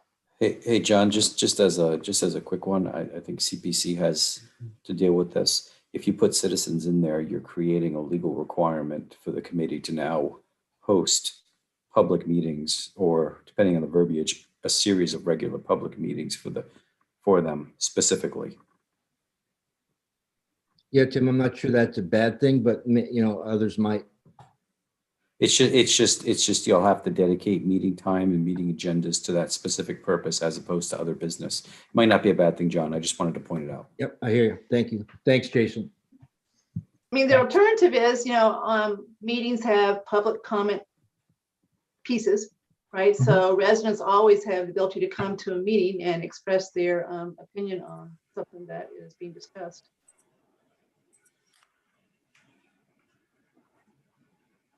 Any other questions on the standing committee language? Andrew? Yes. Have you, Jason, have you given some thought to, the size of the committee? And so I see that's a 7-person committee, and because, from advisory, we have a proposed change now to go from 9 to 7, in part because it's difficult to find, active volunteers, and you've got such a good committee right now, but we know that there's just long-term difficulties in getting people to continue to make incredible investments of volunteer time year after year after year. I mean, did you give consideration to doing 5 instead, or? Yes, we did. We actually had discussion. So right now we're at 6 out of our 7 open seats. We actually are technically oversubscribed. Right now, there's actually a waiting list with the Board of Selectmen. It's up to them if they want to appoint the 2 that weren't appointed in the last process. Well, I think there's some merit to 5. I think it needs to be monitored, but I think 7 is the right answer, and that's where we landed as a committee when we voted. Because remember, I think the key part here is advisory will always have 1 member, and the Board of Selectmen will always have 1 member. So you already have 2 seats filled by default. I'm trying to find where that is.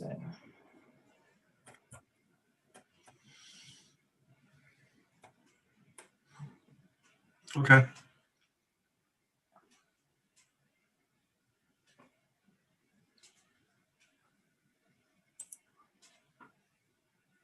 Anything else?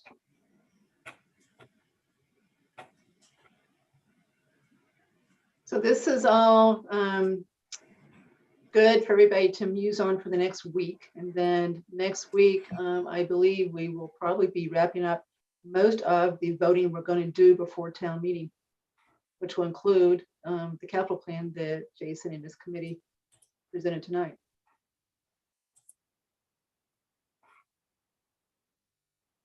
Is there any other comments from capital planning members?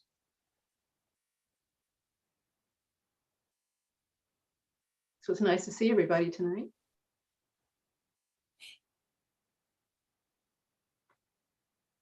At least the ones we can see. Yeah. All right, so I guess looks like you have an attendee with a hand up, There's Kathy. Joe. Before I adjourn capital planning, just do want to make sure that Tim, I assume Tim has a comment about capital, so you okay taking that? Yeah, so Tim, if we're assuming your comment is on capital, and if it's not, put your hand down. If it is, leave it up for a second. All right, so let's bring them in.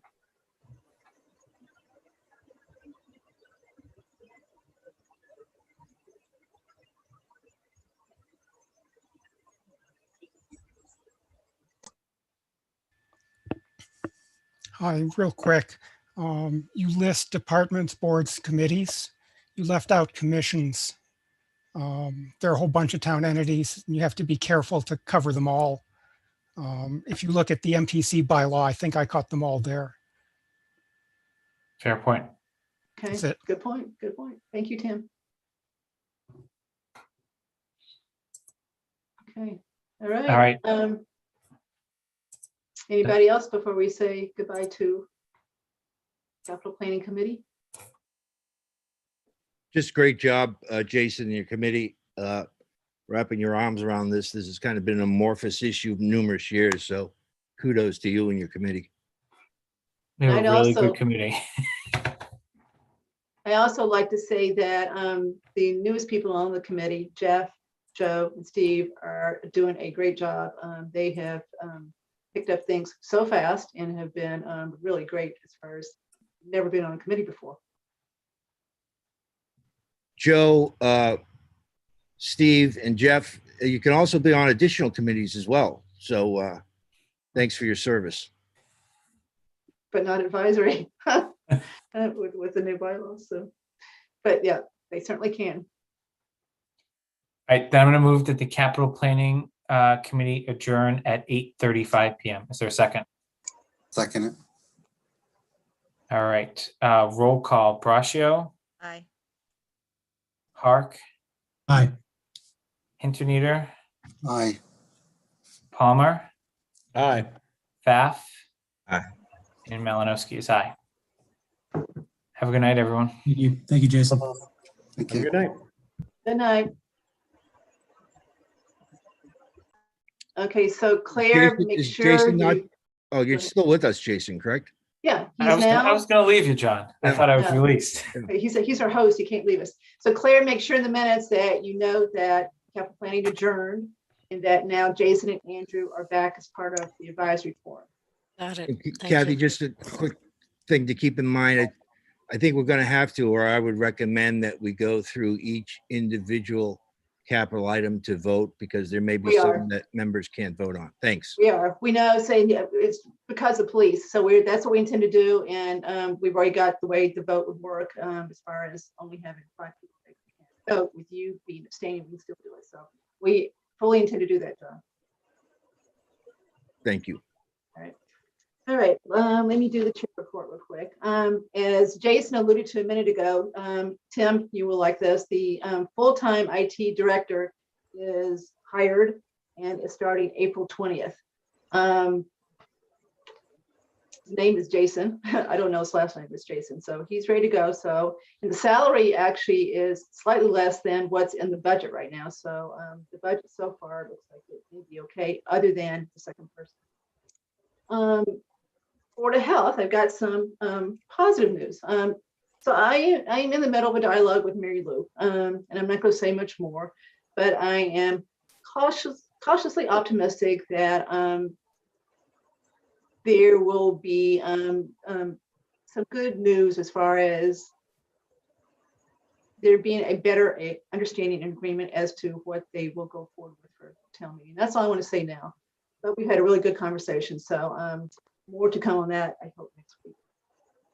I think we're in really good shape with the budget. We'll talk about the budget in a second, but right now the April 13th date is confirmed with the Board of Selectmen, and I don't think we're going to go in with huge differences. So these are what I think the differences might be, but these may even be resolved by then. I'm not sure they're going to support the second full-time MIS person. So I've had a conversation with Mark and Brian about that. And I said, we agree we want the new person to be able to determine what he needs and certainly play a role in deciding that. But if you don't put the money in, then he doesn't have the ability to do that. And MTC seems to support the second person too. So we still like to see the money in the budget for fiscal year 22 for the second person and give the new person the flexibility to add that person if they agree. So to be determined where BOS comes out on that one, but that might be a difference. The mills tax. If anybody listened to the meeting last night, the Board of Selectmen seem to be a little leery of the mills tax because of the pandemic and the start date of January 1st that we have written them a letter and recommended. So we may be talking about that when we meet with them on the 13th.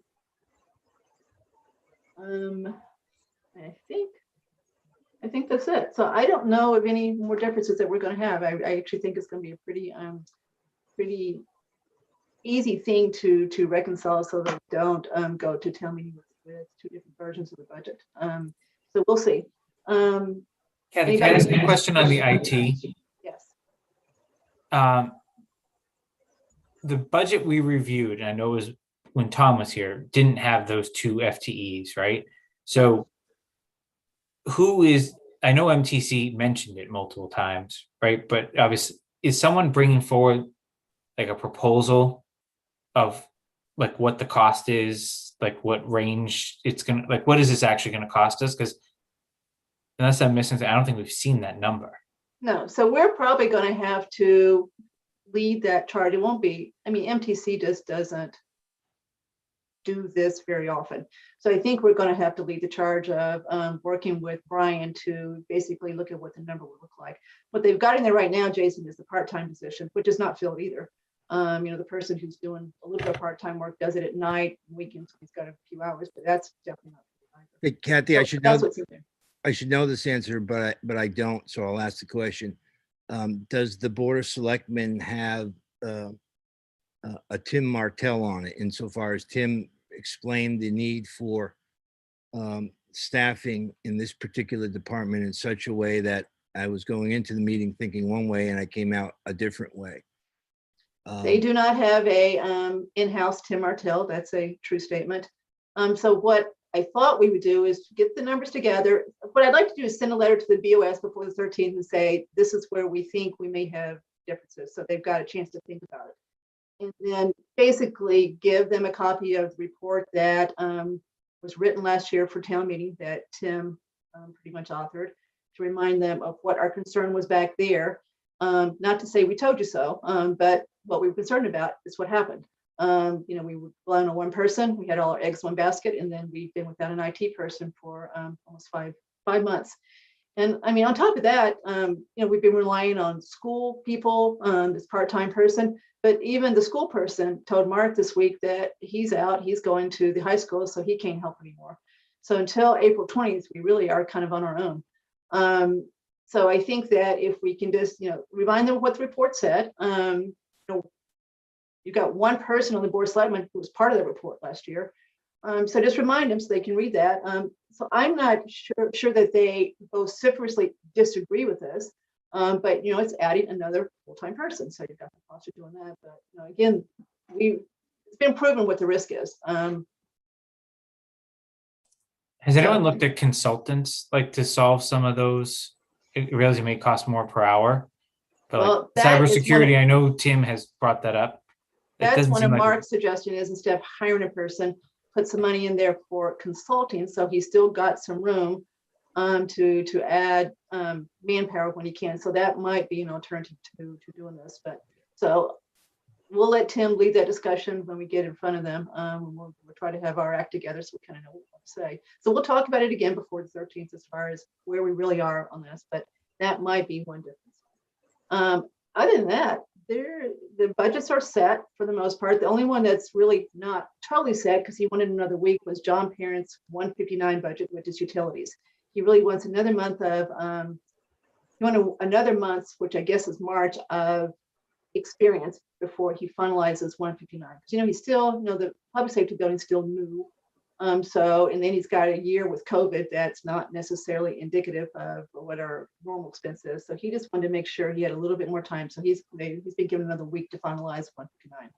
So other than that, as of this morning, everything was pretty set as far as budgets go. And John, your fear did not come to fruition. The exercise that the BOS asked departments to do either just wasn't used or didn't need to be used because we've gotten the year-over-year increase down to something that's palatable. But budgets really weren't changed very much from the very initial submission, other than changes that the departments wanted to make themselves, like the school budget came down, youth and family services came down, but it wasn't. Kathy, have we landed, or is there additional discussion to be had on the Board of Health line item, if you will? There's going to be this. Give me another week to continue to talk to Mary Lou. Where we landed, except for Judy, was to support the full-time director, support part-time nurse, not support change in their admin. Continue to support the sharing of the admin with Paul Sabelli, knowing that Paul Sabelli said he would continue to be very generous as far as the split goes. Right now, on paper, it's 24-16, but Robert Sperry has been working a lot more for Board of Health this year than. Yeah, and again, I should know the answer to this, but my month's been hellish. Has the Board of Selectmen come down on that issue relative to where they stand in relationship to our recommendation? Not that I know of. Now, I didn't listen to their meeting last night. I had Mark kind of summarize it for me. So Mary Lou was in front of the board last night. It was just her. And I think she spoke for about 45 minutes. So they didn't vote on anything. They're going to have her back on the 6th with other departments to talk again. So the answer is, I'm fairly confident. If anybody knows, correct me if I'm not saying this right, I'm pretty sure they've not taken a position at all. They've just listened. No position. Okay. And remember too, John, last year it was the board of selectmen that voted not to add any new positions for fiscal year 22. Mark Purple asked them to confirm that they voted to do this. So this is, in direct contradiction. Things change, but it is in contradiction to the position they took last year to add these positions. All right, let's see what else. Planning board. Andrew, have you seen any change in the planning board's position as how they're looking at the downtown initiative? I think the next, let me try to just confirm this here, that the next continued hearing, is someone else talking? You have any more information? I thought I heard something. I think the next I don't know what that is. Echo. I think it's just feedback from something, but I don't know what. I think this coming Monday is the continued hearing where it's on the planning board's agenda, but I don't know what they're going to. I don't know specifically what else is going to happen. I think that there's some, support among the board of selectmen to keep going with this and take advantage of the opportunity that, that there's a lot of work that's been put in. Let's do it. But I don't know. So I have it on my calendar to dial into that meeting. Very right. Okay, so that's it for chair report. So now let's talk about the budget overall. So as of this morning, the projected, estimated, whatever adjective you want to use, it really is estimated because of other things that influence it. Year-over-year tax increase to an average resident is 4.08%, so almost 4%. The things that I think will continue to drive it down some are as follows. The discussion that Jason started tonight about leasing about $1.1 million worth of equipment would take about $295,000 of gross expenses out of the budget for fiscal year 22. The net number would probably be 250 because you'd have to add back the lease payment associated with that. So that would take it down 250. It takes 450 to drop it 1%. It's not 400, it's 450, just in case everybody has that number. It's gone up to 450 this year. So it takes 450 to drop it 1%. So that'd be 250 out of 450. If the Board of Health budget were to come down, because right now their full budget is in this number, right? Because they've got the right to publish their budget in the warrant.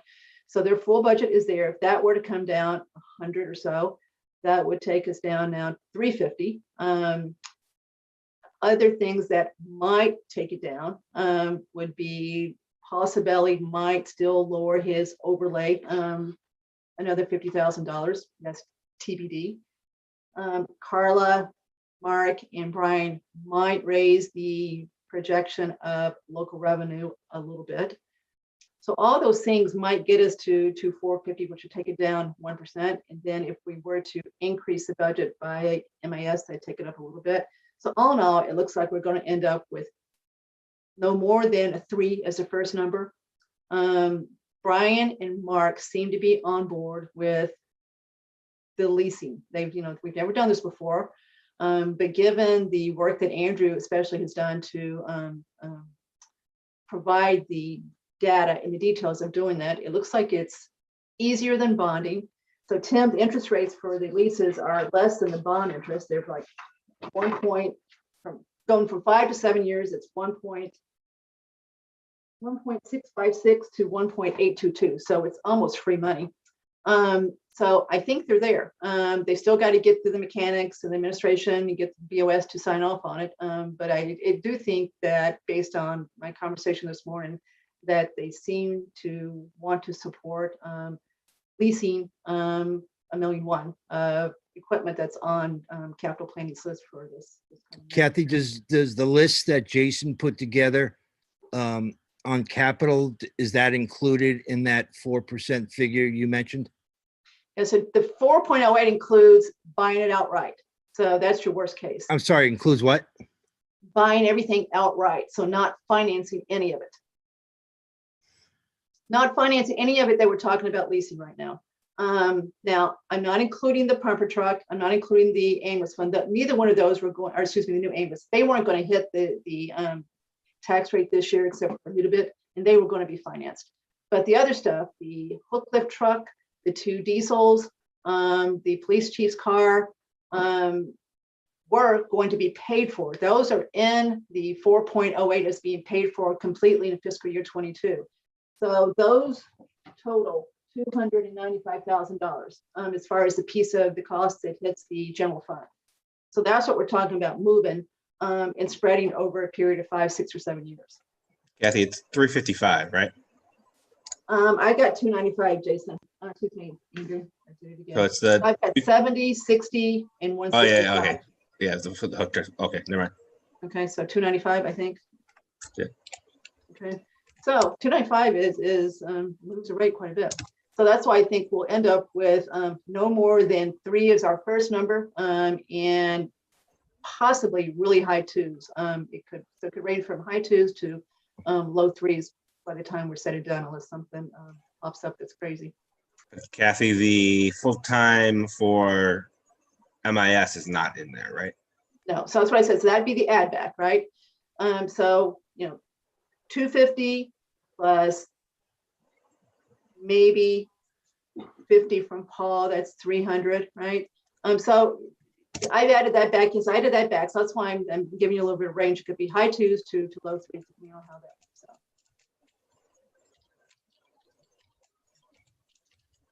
I've encouraged Mark and Brian to consider raising, we don't have a direct impact on local revenue. That's really Carla's bailiwick to set. She's got to be conservative. She's got to be able to hang her hat on it. But I still think they should raise that in the same way that you raise the overall budget, or if you don't, you put that increase over to the real estate taxes.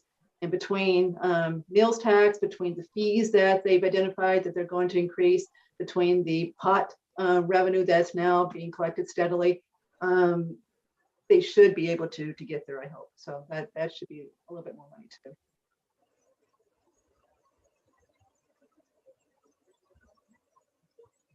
Okay. Any questions on where we are tonight? So this is coming to a head pretty quick. So next week, I think we'll be able to finish up all the voting. We're not going to vote tonight. We're going to finish up all the voting that we haven't done. The only things that I think may not be voted on to town meeting might be South Union, as Jason said, and possibly the downtown initiative bylaw. I don't know why we can't vote on everything else. They pulled the National Grid warrant articles. That's not even there, so we're not talking about buying that piece of property. They pulled the demolition bylaw changes. That's gone. Kathy, for the National Grid one, I know the selectmen are talking about pulling that. I'd like to talk to them. I think at least if we could have an article that gives them the authorization to purchase it with grant money. Yeah. Authorization of I don't know, $10,000 match or something. I don't know, whatever it would be or something. But I think. All right, so let's talk about that next week. I think that got brought up last night. I think maybe Sam recommended that too, so that if there was an opportunity to buy it without any town money, you should go ahead and do it. Yeah. But I think that the other side of that was then you got to explain what we're going to use it for and and you get into a. Hey, Kathy, again, not probably related, but someone might know the answer. Is there a Zoom participant access for the town meeting? No. No, there's not. No. Could there be without violating any local, state, federal rules? I don't know, but coincidentally, somebody I deal with in my for-profit world said to me last week, he goes, Kathy, I heard that you are involved in your town. Can you talk to, he's the moderator of his town. He goes, are you guys going to electronic voting? We really need to do it in his town. I forget where he is. And I said, well, it's really not my bailiwick to talk about that, but I'm happy to hook you up with our moderator to do it. So there's definitely towns talking about doing electronic voting and stuff.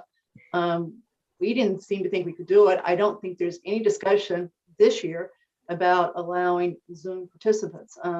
And I'm not saying you can't, maybe you can. I mean, with all the relaxation that they've done with everything else, maybe we could, but I don't think anybody is talking about it. John, I think as of last year, if I remember correctly, you can do it for a representative town meeting, but not for a regular town meeting. But it might have changed since then. It'd probably be pretty hard to pull off to make it crazy if you had a lot of people doing it that way, And then to vote, if you're trying to vote. So John, are you thinking just to listen or to actually vote? My thought was I suspect there will be a large group or number of people who by that date have not received, either through choice or scheduling, their second or even initial dose. And I suspect that those people would be reluctant to attend town meeting despite the all the safeguards in place. And I was just wondering, had that been discussed? Is there an opportunity for people perhaps to attend by Zoom, make comments, but not vote if they're not there in person? And I don't want to make a bigger deal of this than it is, but I do think it may significantly impact overall attendance and overall residential participation. I've heard literally no discussion about trying to do that. And they might be afraid that if they were to do that, that people who would have come otherwise would elect to do that. And you end up, with not a quorum. I thought we had a pretty good turnout last year, given we were, the pandemic was new at that point and a lot's still going on. So I don't know if I don't think there's any discussion going on about doing this. If it is, I don't know who's having it. Anybody else heard anything? Jason? The only thing I'd say is not on John's Zoom comment, but on the electronic tallying. I had actually had an informal conversation with Jim Haggerty. I think it's incredibly costly. But I told him I had seen it in another community, and he thinks it saves like 10 minutes per vote or something like that. So I thought that was an interesting data point he had. I mean, if Jim has studied every town meetings, 10 ways, right? I know he goes to a lot of other town meetings. So I know he's at least looked at the electronic recording of it, like a votes like sitting there, but not necessarily. I haven't heard anything about the Zoom comment that John made. So he doesn't think it saves much time, is what you're saying. That was what I took away from the discussion. Yeah. Anyway. I mean, how many of the votes at town meeting do they count? A few of them. Yeah, I know in terms of, not having the ability to vote, but I still think that there is benefit in receiving as many, viewpoints or residential comments before you ultimately vote on the article. Now, again, I don't know if it's allowed for people to be able to listen and ask questions as separate and distinct from also having the opportunity to vote. So, the pandemic has taught us that we can do things differently, right? I mean, look at us. We haven't been together in over a year now. And we've gotten really used to this. And, there's pros and cons of this, right? You don't have to drive. It saves you some time. You can say goodnight and go right to bed. So I don't know what's permanent, but I do think things are going to be different going forward permanently. That part of this is not going to all go away as far as the way we have changed our lives. So maybe we really are going to start using more Zoom meetings for things like town meetings. Because think about it, look who could participate that can't. What if you've got someone who's disabled and just can't get to town meeting? They could participate this way. Or someone that, is caring for an elderly a mother or father, or someone who's deals with other concerns. Lots of kids. They got kids running around. That Yeah. is, and, you know, they really can't believe they, you know, it's just not convenient to bring the kids to town meeting to do the Yeah. babysitting. But again, there is a difference between being able to attend and ask questions as opposed to being able to vote. And I understand the potential problems associated with electronic voting, but I'm not sure that those problems morph into or that those problems should reduce residential participation. That's all I'm not probably saying it very eloquently, but Yes, you are. yeah. But look, I mean, look how the country learned to vote this year. We learned to vote differently too. Anyway, okay, so that's all I've got to say about the budget, unless anybody else has a comment. But we should be able. So next week we're going to meet with, I'm hoping, CPC again. They haven't responded, but I'm hoping they've given us their numbers. I think they've got their accounts all straightened out, so I'll try to get that. I looked at it and it didn't make total sense to me, so I got to look at it again. So I'll get that out and get that posted so you can look at those. So we'll have time next week, I think, to do that piece of it and then start planning our report for town meeting and planning the meeting with board selectmen. So I think we're in pretty good shape time-wise. I hope you guys agree. So I think that's all I've got. So anybody else have any comments for tonight before we see if there's any public comment? Anybody have anything else?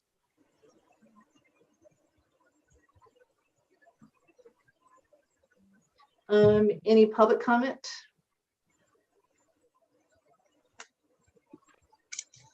Where Sam is tonight.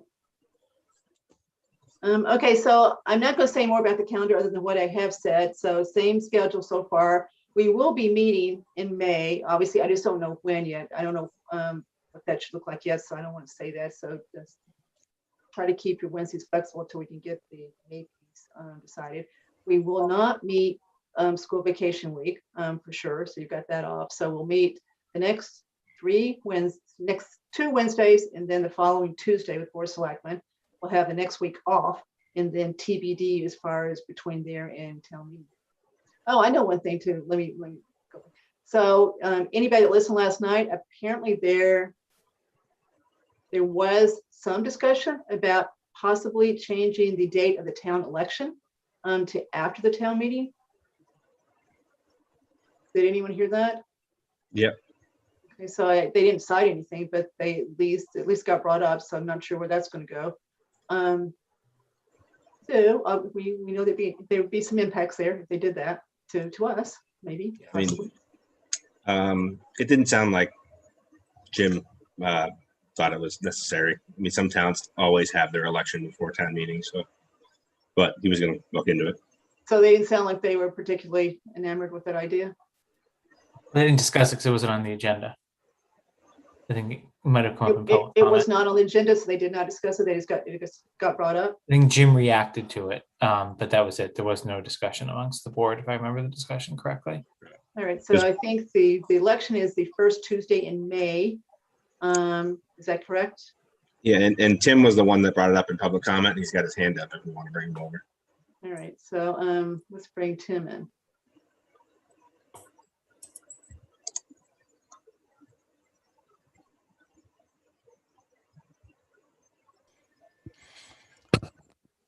Yeah, so I'm guilty of having brought it up.